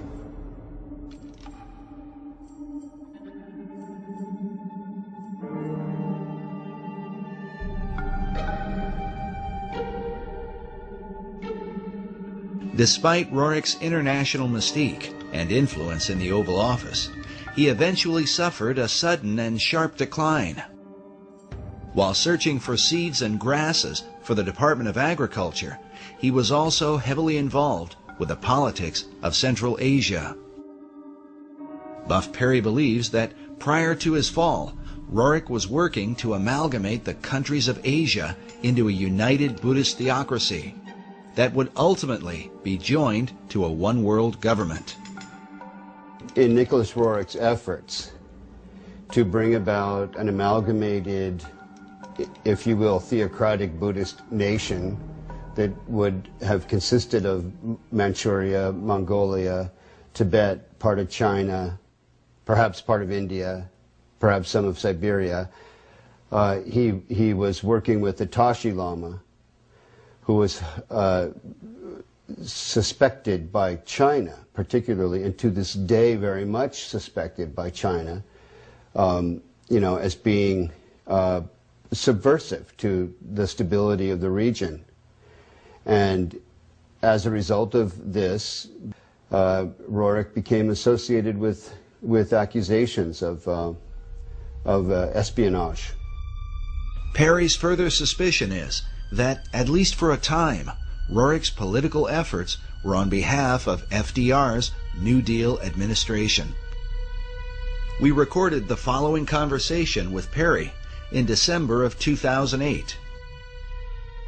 So we've got the what nobody's talking about right now in American media, the North American Union, right, through the Free Trade Agreement, the European Union, which is known about, but we never hear about it on the news, right, and now there's this Asian Union. It seems like Roerich was being used by the American government to lay the foundation for or to bring about an Asian Union. You've got it. That I accept wholeheartedly. And I think it when you read it, the details, factual details, it's inescapable that America saw in Roerich the capability of creating this great Asian Union.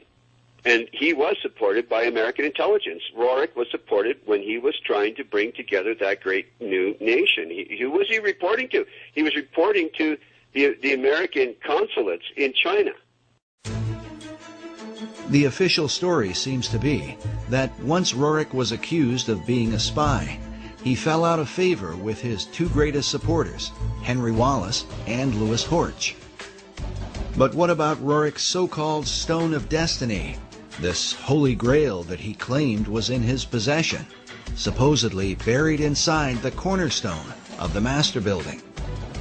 Whether the stone or some part of it is there or not, Buff Perry has come to the conclusion that Roerich's artifact was a cunningly devised fable. Just for our audience, just you don't buy into the idea of the mystical, magical nature of this stone. Absolutely not. And you think it was a showpiece fabricated by the Roerichs, really to beguile guys like Henry Wallace, it seems like. Yes. I do. I do.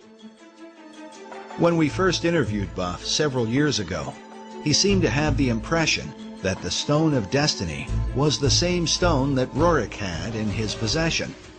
Today, he believes they are not at all the same thing, and that perhaps this is what caused Wallace to become disillusioned with his guru. I think Wallace felt perhaps deceived when he's anticipating the arrival of what he called the Stone of Destiny in correspondence, and then ends up with, nothing in effect. Nevertheless, Perry still believes that Jacob's Pillow Stone, which is said to be the real Stone of Destiny, was brought to America by the Jacobites and may have been recovered by the French-Canadian explorer La Vérendrye in the 1700s. The La Vérendrye stone is, clearly has some association with the Stone of Destiny. But the whereabouts of the stone today are still unknown. As a Jewish researcher, the real stone holds special significance for Buff Perry. According to the Jewish belief, the Pillow Stone of Jacob is one of the original artifacts that was kept in King Solomon's temple in Jerusalem. The stone, variously called the Stone of Destiny, Foundation Stone, Pillow Stone of Jacob, and other titles, is expected and is necessary to be in Jerusalem for the final construction of the final temple.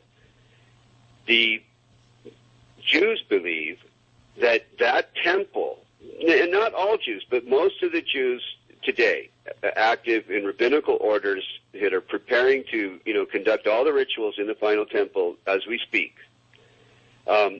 believe that all articles that were in Solomon's temple have to be returned if they're known to exist. If they're not known to exist, then it's a different matter. But all those that are known to exist must be returned and would then go into use again in the final temple. Buff believes that Nicholas and Helena Roerich aligned their Chintamani stone with the Stone of Destiny in order to sensationalize their own cause. But others continue to believe that Roerich's stone was from the stars and had real power. The Roerichs themselves were known for tapping into the supernatural realm. The Roerichs were particularly eccentric. Helena Roerich spent much of her lifetime channeling a spirit that called itself Master Mariah, the same spirit that inspired Madame Blavatsky to declare that Lucifer was God. We told you earlier about the letter from Zina Fosdick that describes the contents of the Rajput casket placed inside the cornerstone of the Master Building. But we neglected to mention a few of the items that Buff Perry talked about. But there are all kinds of other ingredients. There are different fabrics and coins and. And what's the thing? Talk about the coins again. Well, these are in some cases coins that materialized out of what would be considered occultation, out of the other world, in different meetings and sessions that were held by the Roriks. And I'm not saying this off the cuff or because I heard it from someone else. These are recorded memoirs of Helena and Nicholas Roerich. And of course, many of the people who are into the New Age are into astral projection and in contact with these spirit beings. And there really are spirit beings out there. They refer to them as the Masters of Wisdom, or the Great White Brotherhood, or the Enlightened Ones. And they believe that they are guiding society. These are actually demonic forces and demonic beings. And of course, they can materialize and disappear. The average individual says, oh, that can't be true. And yet it is true. And when you talk to the people who are dealing with this, they come in contact with this many times.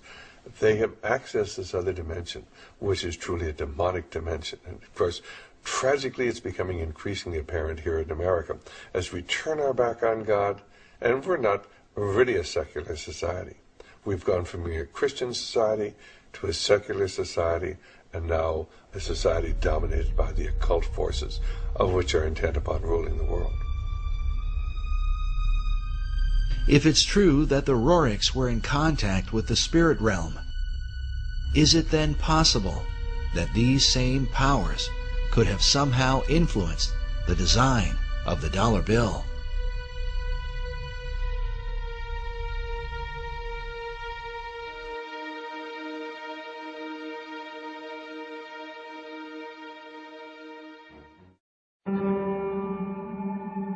While the history surrounding FDR's administration is disturbing, there is said to be a darker level, and one that is openly satanic, in the design of the dollar bill. These allegations begin with a group founded in Bavaria in 1776, known as the Illuminati. The order was founded by a man named Adam Weishaupt, with the alleged purpose of perfecting society.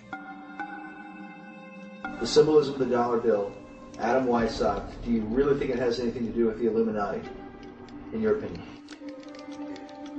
Is the Illuminati to be defined as Freemasons and Rosicrucians and other secret society members? If that's the case, then yes, I believe the symbol on the dollar bill, the truncated pyramid, is directly related to the Illuminati, because Roerich was the Illuminati.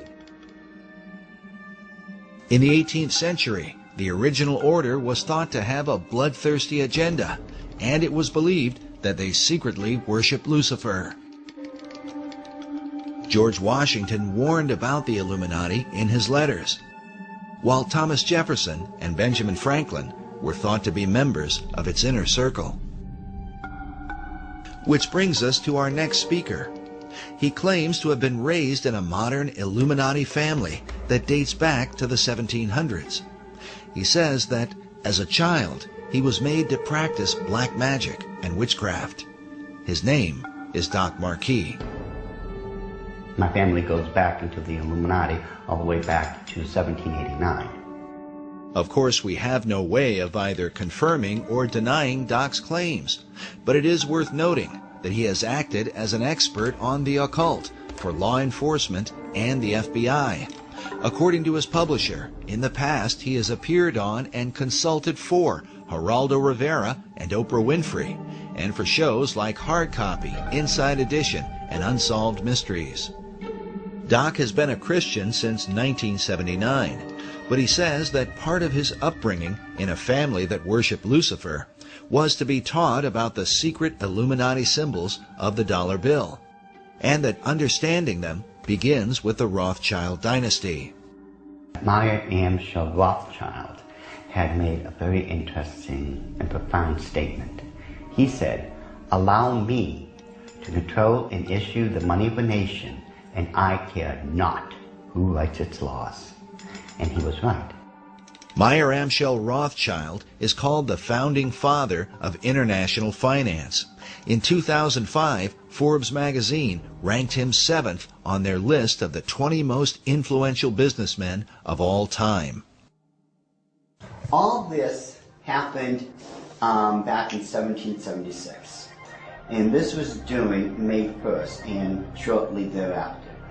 The significance behind that is that on May 1st, 1776, Dr. Adam Weishaupt, who was a devout Jesuit priest, who was given the chair of the professorship of religious studies at Ingolstadt University, was approached by Mayer Amschel Bauer, who would later change his last name to Rothschild, along with 12 of his most financially influential friends.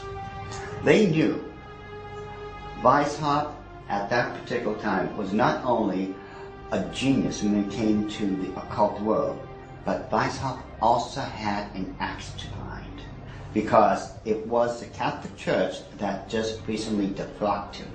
He was no longer a Jesuit priest, and he was going to send a message to them, to the monarchies of Europe, and to all other people who would try to have their will over his. What Rothschild and Weishaupt came up with was a plan to destroy the old world system of government through monarchies and the church, and to set up a new world order in its place. This is said to be the great plan of all the secret societies. So what happened? Mayer Amschel Bauer approached Weishaupt and basically told him, "We know you've got the occult knowledge and genius to put it all together. We've got the money. You do it, we'll back it." Just to paraphrase what really happened. So in 1773, Weishaupt started creating what had never been created before. The idea of Illuminism had always been around, ever since the days of Babylon, with the co-founders of being that Nimrod and Semiramis. But no one had ever been able to actualize it. However, May 1st, 1776, the Order of the Illuminati had become a reality under the auspices of Dr. Adam Weishaupt. Now, like other nations, orders, countries and such, they have their two great seals. The Order of the Illuminati does. Those two seals can be found on the back of a $1 bill. People mistake those to be the two great seals of the United States of America. They are not.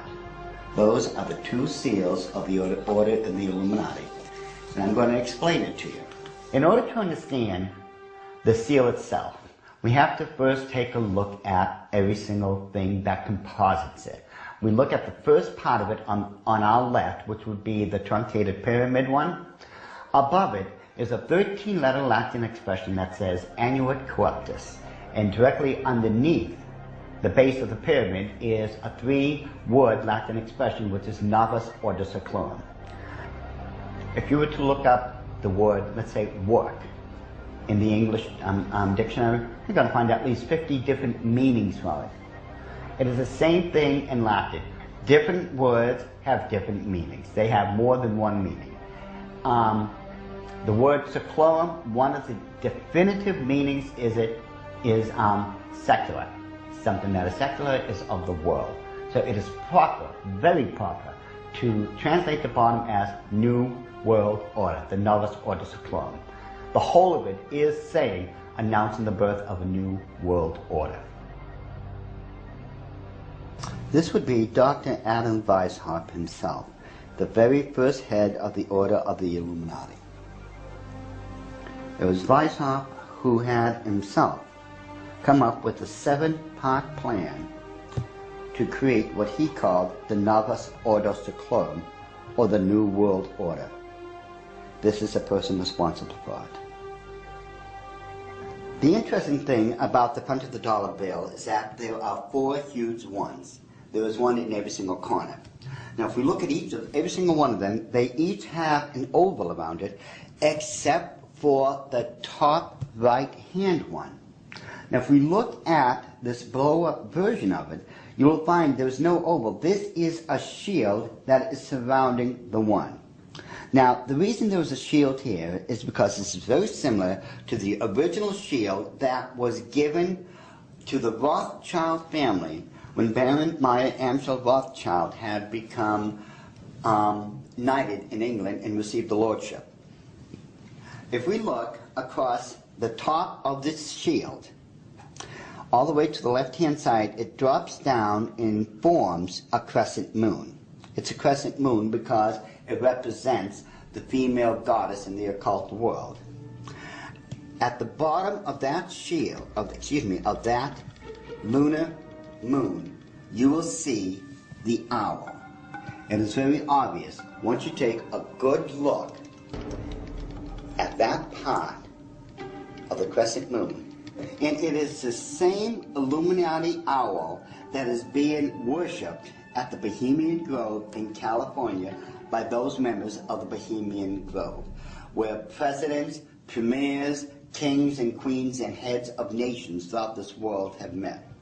You can tell just by looking at this photo, that is a 40-foot owl.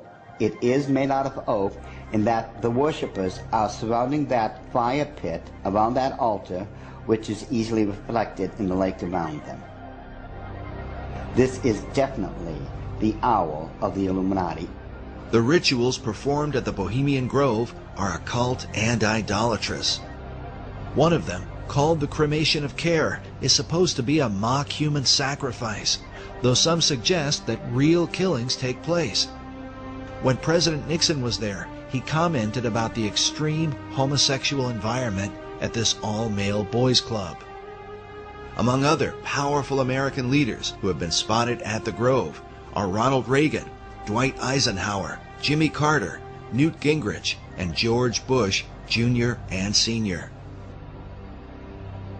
And when we take a look at the O, it is actually, occultically speaking, the shape of the Ouroboros, the snake that's going around in a circle, devouring itself. This O is actually the eye in this lady's face that they want to look at. This is the O. Now, what's in the center of this O? You take a good look. It is the exact same owl of the Illuminati that we saw on the back of the $1 bill. So the question then becomes, who owns L'Oreal? But the owl seems to be a major symbol for the secret societies, as they are found repeatedly inside government buildings in Washington, D.C. And a giant owl figure is even seen in the street design, with the United States Capitol in the midst of it.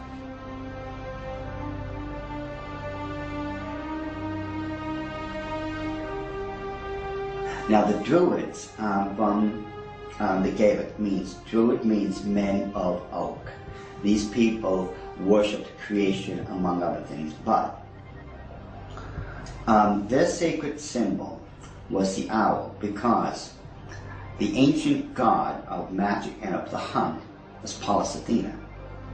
Her bird was the owl, and that owl represented wisdom. It always has. Pallas Athena was also the goddess figure who was said to inspire Sir Francis Bacon. But now look at this owl seal at the Bohemian Grove, where it says, "Weaving spiders come not here." While the line is taken from Shakespeare's Midsummer Night's Dream, could this also be a veiled reference to what seems like a spiderweb design that forms the background of the dollar bill? Are there additional secrets hidden there? Now, I'm sure you've heard of a Rorschach smear, or the Rorschach ink blot test as created by Dr. Rorschach himself. You see the ink in the forefront and everything else is in the background. This way your subconscious mind is supposed to pick up on what's on the foreground, and you're supposed to be able to tell what you are subconsciously seeing.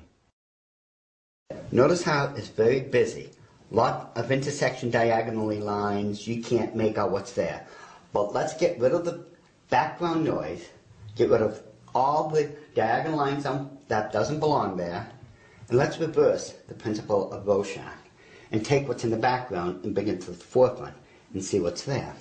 Because once we do that, we find out it's quite obvious that there is another Illuminati owl, and that it is perched on something that looks like an arrow. That is what they don't want you to see. Once you see this owl here and compare it to the other one on the left-hand side of it, it becomes very obvious that this is an owl. You can now begin to distinguish beyond all that busy signals and such that they don't want you to look through.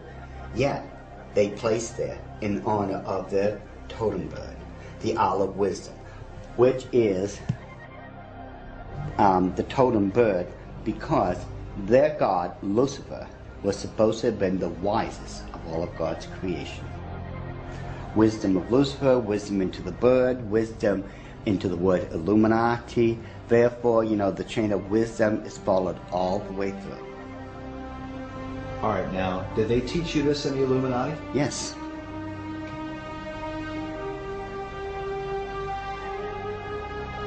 Well, I want you to understand that the first symbol is known as a pentalpha, from the Greek word for five, pente.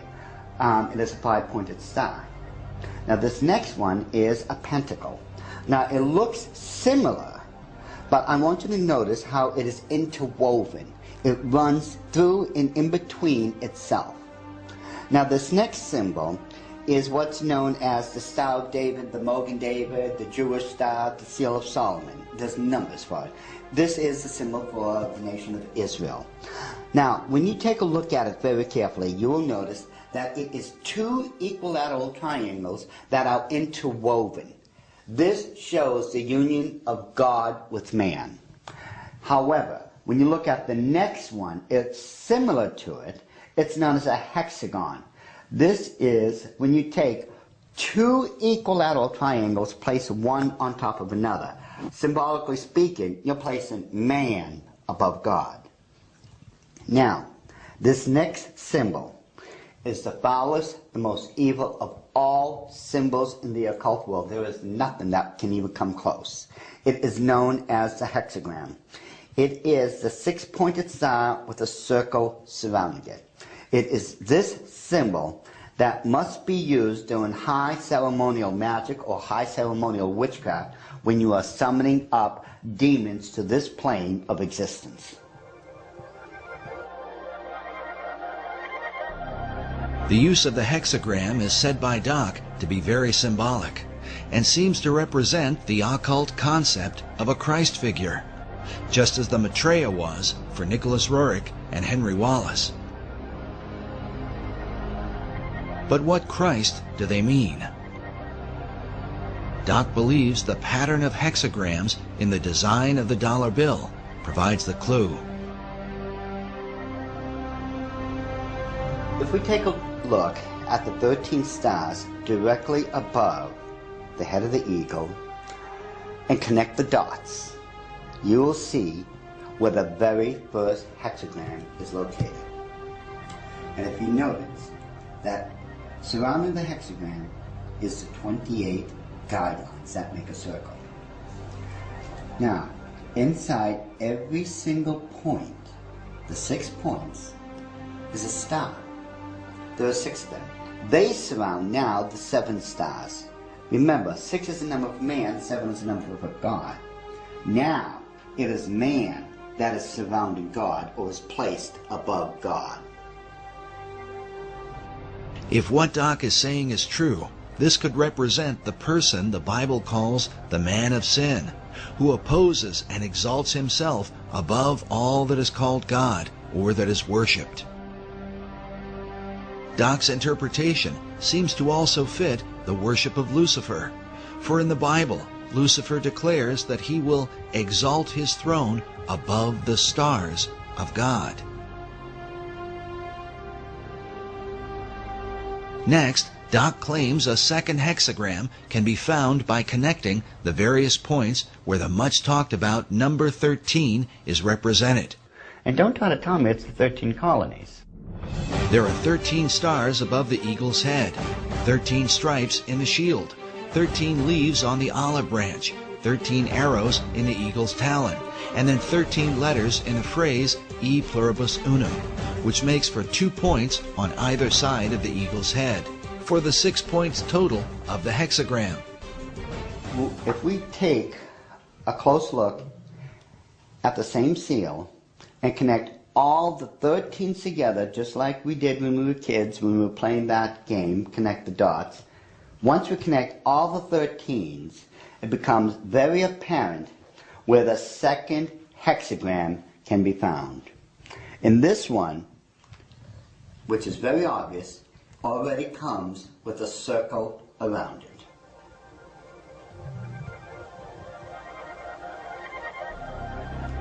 So this is the second hexagram here in figure 2. Yes. And then where's the third hexagram? The third hexagram can be found on the other part of the Great Seal.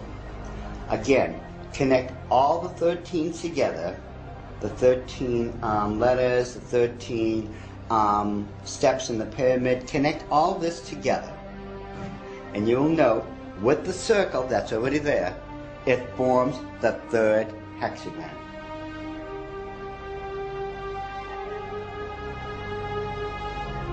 In other words, a 6, a 6, and a 6.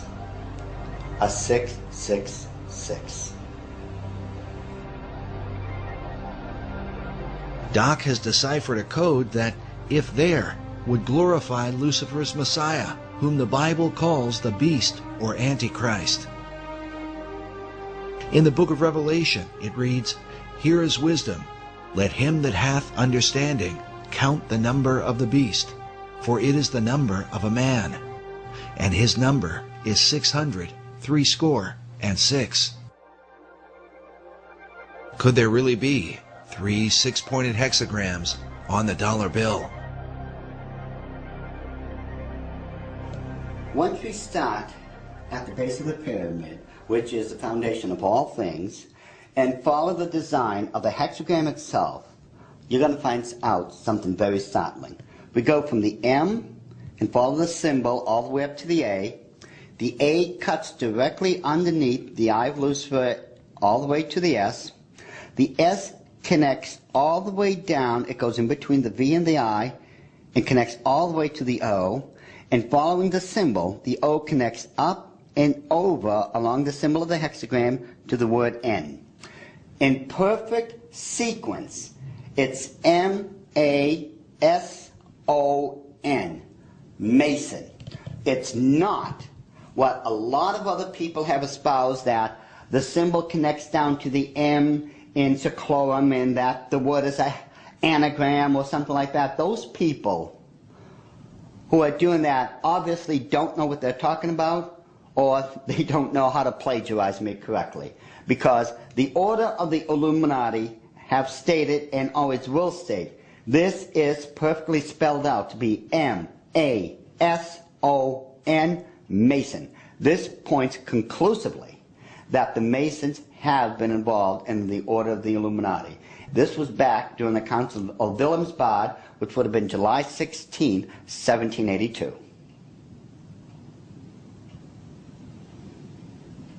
All right, so what are we seeing?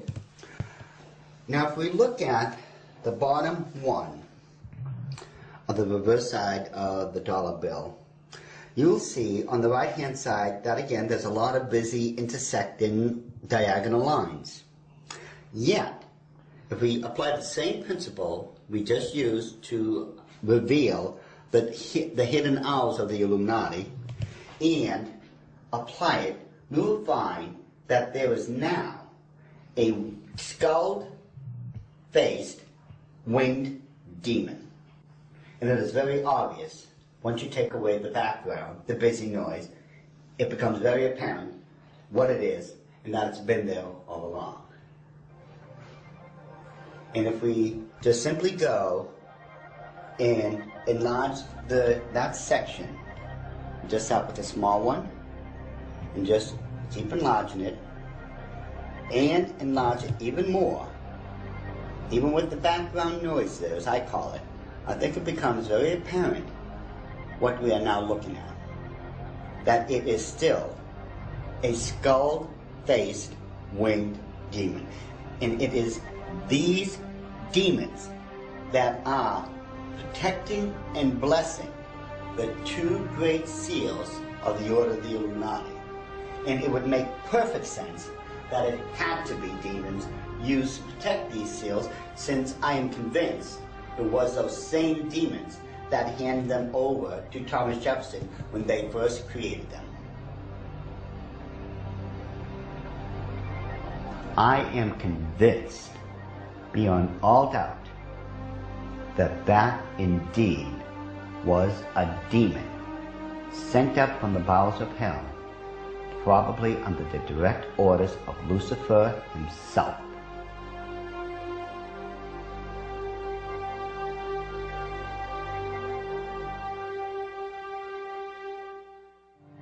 Doc Marquis makes it clear that he is no longer involved in the occult, and that since becoming a Christian, he has dedicated himself to warning others about the activities of the secret societies that worship Lucifer. I've been doing this now since the late 70s, when I first left the Order of the Illuminati, and that's when at that point I had become a born-again Christian. At that time, I realized what I had been doing all along. Maybe in my own way of trying to make up for what I had done, and I've done a lot of heinous things in this life, I begin to wonder if I'm not trying to make up or atone for some of those things I had done. And I know in my heart of hearts that as a born-again child of the King, my sins have already been bought and paid for. But still, there's just that part of me that still feels so guilty about everything I've done. So it could be in my own way, and I'm somewhat convinced that in my own way, I'm still trying to make up for all those crimes I was guilty of when I was in the Illuminati. Doc makes it clear that he believes demonic forces were behind the design of the dollar bill and are working through secret societies. One of them is the Order of the Eastern Star, the female chapter of Freemasonry, whose icon is an inverted pentagram, a symbol associated with the satanic goat of Mendes. Ed Decker told us a story about a woman he once counseled who was involved in this society. I got a call one day after I had published a book on it, and a little book called The Question of Freemasonry. And in that book, I had, on one page, is the actual goat of Mendes. The goat of Mendes is a very significant symbol, since it was designed by 19th century French magician Eliphas Levi, without question the most influential occultist of the last 200 years. In his books, Levi glorified Lucifer and Satan, and his writings were quoted extensively by every major occult leader, including Albert Pike, Madame H.P. Blavatsky, and Manly P. Hall. Now listen carefully to Ed Decker's story. I got a call from someplace back in Pennsylvania, New Jersey, and this is years ago. And a lady called me up and she said, "I want to talk to you." She said, "I received a copy of your book. I am the head of the Eastern Star for my state." And she said, "Every time I go to another area of the state to do the induction of the leadership of the local chapters of the Eastern Star, I have these bad dreams, and it's like this demon comes in and attacks me in my bedroom, and it's this evil, evil thing. And it's beginning to bother me, and someone mentioned to me that, you know, the Masons and the stuff that they do isn't really godly. You might want to study it a little bit. She said, so she told me that she went to a Christian bookstore and asked them if they had anything on the Eastern Star or Freemasonry. And the lady said, you know, in the mail, I had just gotten this booklet. It's called The Question of Freemasonry by this guy, Ed Decker. And she said, I opened the book, I opened it up to the page, it just opened to the page that you have the Goat of Mindes on there. And I looked at that, and that's the demon that's been coming into my room and attacking me when I'm going around the state and doing the inductions of the ladies of the Eastern Star. She said, I ran down 3 blocks to my husband's office, left my car right in the parking lot of the Christian bookstore, ran down there, got my husband out of his, I think he was an insurance agent or something, and said, look at this. They left there, went home, read the book, got on their knees, confessed it as sin, renounced it, and had that thing taken off their back. And from that time on, all that heaviness left her. When it went away, it just moved off her entire spirit. It was a spirit of darkness and evil. And it was the Goat of Mindes, the same thing that's on the Medal of Honor, the same thing that's built into the Capitol and the Mall and the White House, built in there. It's the same evil spirit.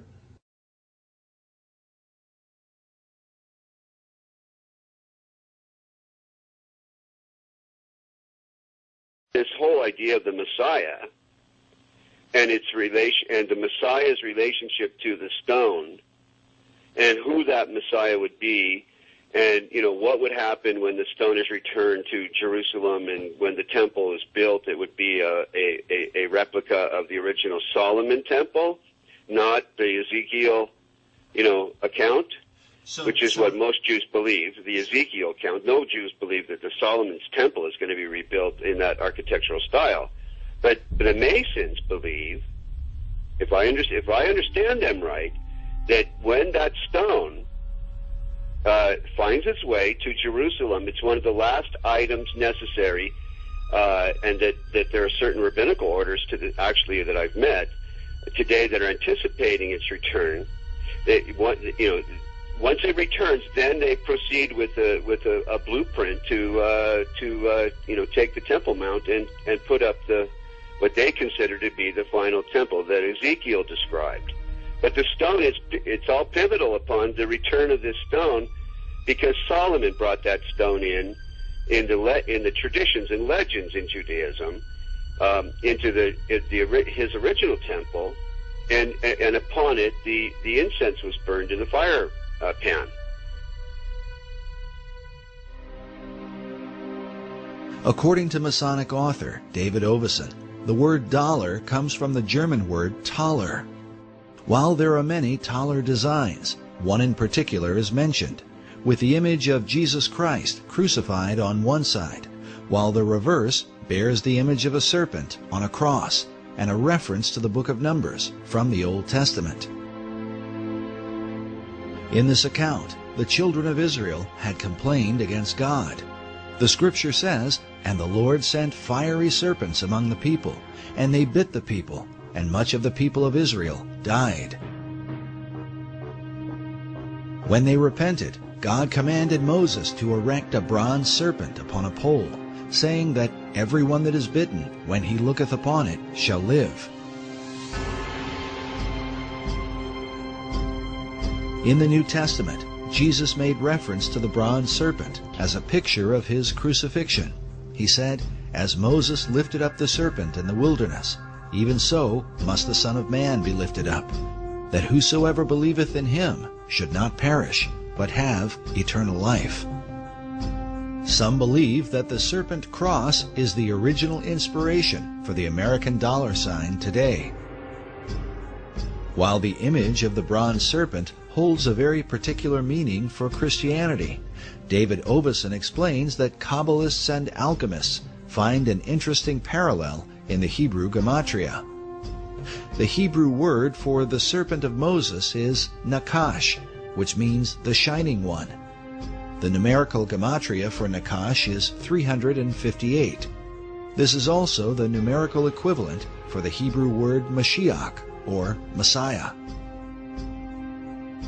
Ovison claims that these numerical equivalents allowed magicians to draw a connection between the brazen or bronze serpent and the Messiah.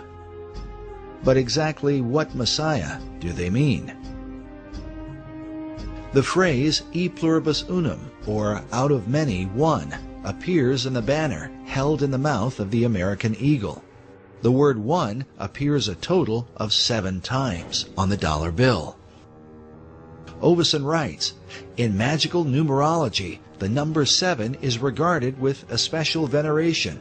Certain texts that deal with the meanings of numbers insist that 7 stands for the complete temple. The temple he refers to is the ancient temple of God, built by King Solomon in the city of Jerusalem. Ovison goes on to say that the concept of a complete temple is symbolized by the unfinished pyramid of the Great Seal, where the symbol of a Messiah figure is also shown with the all-seeing eye, representing the capstone that will one day complete the pyramid. In other words, when the Messiah emerges, then will the temple be complete. But just who this Messiah will be is the subject of intense debate, and the clues to his identity are said to be related to the temple itself. The site of Solomon's original temple at the Temple Mount in Jerusalem is still considered a sacred and holy place. Buildings are sacred in religions. Religious buildings are sacred. So Solomon's temple is sacred. The Knights Templar were specifically named in reference to this ancient site. They were known as the Poor Knights of Christ and of the Temple of Solomon. The Knights Templar lived on the Temple Mount. Today, the Temple Mount has on it the Dome of the Rock and Al-Aqsa Mosque.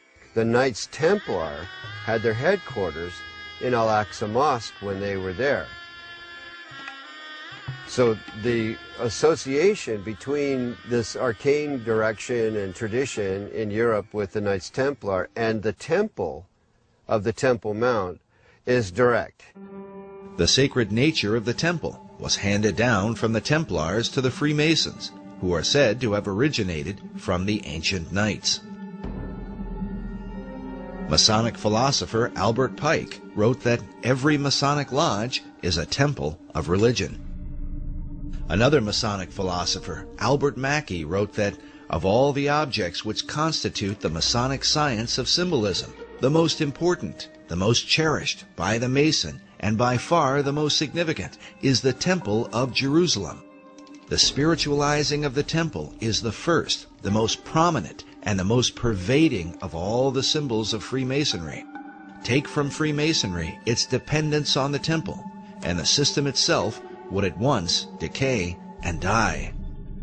According to David Ovison, who is himself a Freemason, the dream of a rebuilt temple in Jerusalem is the true symbolism of the unfinished pyramid on the back of the dollar bill. But is it merely a coincidence that these symbols would end up on the foundation of America's currency? Is there a further connection with Solomon's Temple and the mysterious Knights Templar? The Templars were there on the Mount. They lived on the Mount. So they were living a dream. And the dream is the same dream Christopher Columbus had and wrote about extensively in returning to Jerusalem with the gold from the Americas to build the temple. Was this the true purpose of Columbus's voyage? To finance the rebuilding of Solomon's Temple? And was this desire handed down from the Templars to Columbus to modern Masonry? As we have shown before, the ships of Columbus sailed with a red cross on a white background, the symbol of the Knights Templar. But despite the interest of Templars and Freemasons, the original temple begins with the Jewish people. The temple was critical to Judaism. It was the heart of Judaism. The first Jewish temple, built by King Solomon, was destroyed by the Babylonians in 587 BC. The temple became a necessity for the existence of Judaism. So when it was destroyed, the longing for another temple in the Babylonian exile was, primary. The foundation for a second temple was laid by Zerubbabel when the first Jews returned from their captivity in ancient Babylon. First thing, when Jews are able to return, they build a temple. There's Zerubbabel and Ezra and Nehemiah come together. There's a temple built. It's added on to over the centuries until you end up with Herod's temple. This second temple was in existence during the time of Christ and the apostles. But it would also be destroyed, a terrible event that Jesus himself had prophesied. The scripture says that the disciples came to show Jesus the buildings of the temple, and Jesus said unto them, See ye not all of these things? Verily I say unto you, there shall not be left here one stone upon another that shall not be thrown down. And when you shall see Jerusalem compassed with armies, then know that its desolation is nigh. And so it came to pass that the second temple was destroyed with the fall of Jerusalem in 70 A.D. Yet in the aftermath of its terrible destruction would emerge the dream for a third temple, and what some believe will be the final temple of all time. This arcane connection to Freemasonry has its roots in the longing for the temple, the longing for the final temple, for the ultimate temple where Hagoyim, where non-Jews pray with Jews, as the old books, the last old books of the Old Testament predict will happen. When does that temple get built? The idea of a final temple is shared both by Jewish leaders and the Freemasons. Yet the two groups disagree on exactly what the final temple would be. There is a common history here and a common longing. They'll never end up with the same temple. Jewish wishes for the final temple really don't resemble what Masons want to have built on the Temple Mount, which is a replica of Solomon's temple. With their mysterious rituals and secret practices, the Masons are often accused of intoxicating the world, making it drunk with ideas of a new age and a new world order, all of which are engineered toward the fulfillment of the new Atlantis envisioned by Sir Francis Bacon. Could it be that this is what lies behind the concept of a third and final temple? It, to me, makes perfect sense that the new Atlantis, as understood in the Baconian tradition, involves the final temple, the spiritual headquarters, if you will, of the new Atlantis. The idea of that temple is central to Freemasonry, the Knights Templar, and of this there is no doubt. They've all expressed it. All these arcane societies have let it be known that this is really ultimately a central goal. They seem to all gravitate toward there being a temple, a need for a temple, except Orthodox Muslims who say, no, we're the last religion. These buildings are fine, thank you very much. Become a Muslim and you can pray in them and hang out on the Temple Mount, which is not going to happen. So that leads to a pretty ugly likelihood. If people who want a temple get their way, there's going to be a bloodbath there. Also, I believe it's spiritual because Satan has always desired God's place. That's why in Masonry you have Jebulon right there on the altar, Baal, the ruler of demons, in the Masonic altar. And Masons are generally, obviously, being deceived. However, right there on the Temple Mount in Israel, you have the Dome of the Rock, and the Golden Dome, the Black Dome, and within these domes you have statements right there on Israel's Temple Mount, statements that Allah is God and Allah has no, or God has no son, and Muhammad's his prophet. A denial of the true God and his son, Jesus Christ. And again, that's what 1 John identifies as being the spirit of Antichrist, those that deny the Father and the Son, 1 John chapter 2. And that's a harbinger of the ultimate Antichrist to come, who's going to sit in the temple of God, showing himself that he is God. So isn't it interesting? Here we have Benjamin Creme speaking of a coming Maitreya, who will rule as the coming Imam Mahdi of Islam. Of course, he can't really rule, and there can't be world peace unless the Jews, in his mind, are annihilated. And by the way, according to Muslim teachings in the Hadiths, when the Imam Mahdi comes, or when the Messiah comes, he will destroy the Jews and the people of the cross. So all of this stuff, incredibly, it fits together just too well. But praise God, because from my perspective as a Christian, Jesus Christ said, when you see these things beginning to take place, lift up your head, for redemption is drawing near. And I believe these are signs that Jesus Christ is coming again. And when he does come, he will defeat the Antichrist, and every knee will bow, and every tongue confess, including Benjamin Creme, including the leaders of Iran and Hezbollah and so forth. Whether it's in heaven or on earth or in hell, every knee will bow, declaring that Jesus Christ is Lord in the end. And what will all these things mean for the future destiny of America? According to David Oveson, it was Manly Hall who influenced the placement of 72 stones on the Great Pyramid of the dollar bill, since the number 72 is said to be a magical number in the occult. It was also Hall who taught that the American eagle was a cleverly disguised phoenix bird. In his writings, he documents this account from the 1st century A.D. There is a certain bird which is called a phoenix, and when the time of its dissolution draws near that it must die, it builds itself a nest. But as the flesh decays, a certain kind of worm is produced. According to this account, it is from this worm that the phoenix is reborn. This concept of a phoenix worm in its nest seems to be represented at the top of this column on a building found in Europe.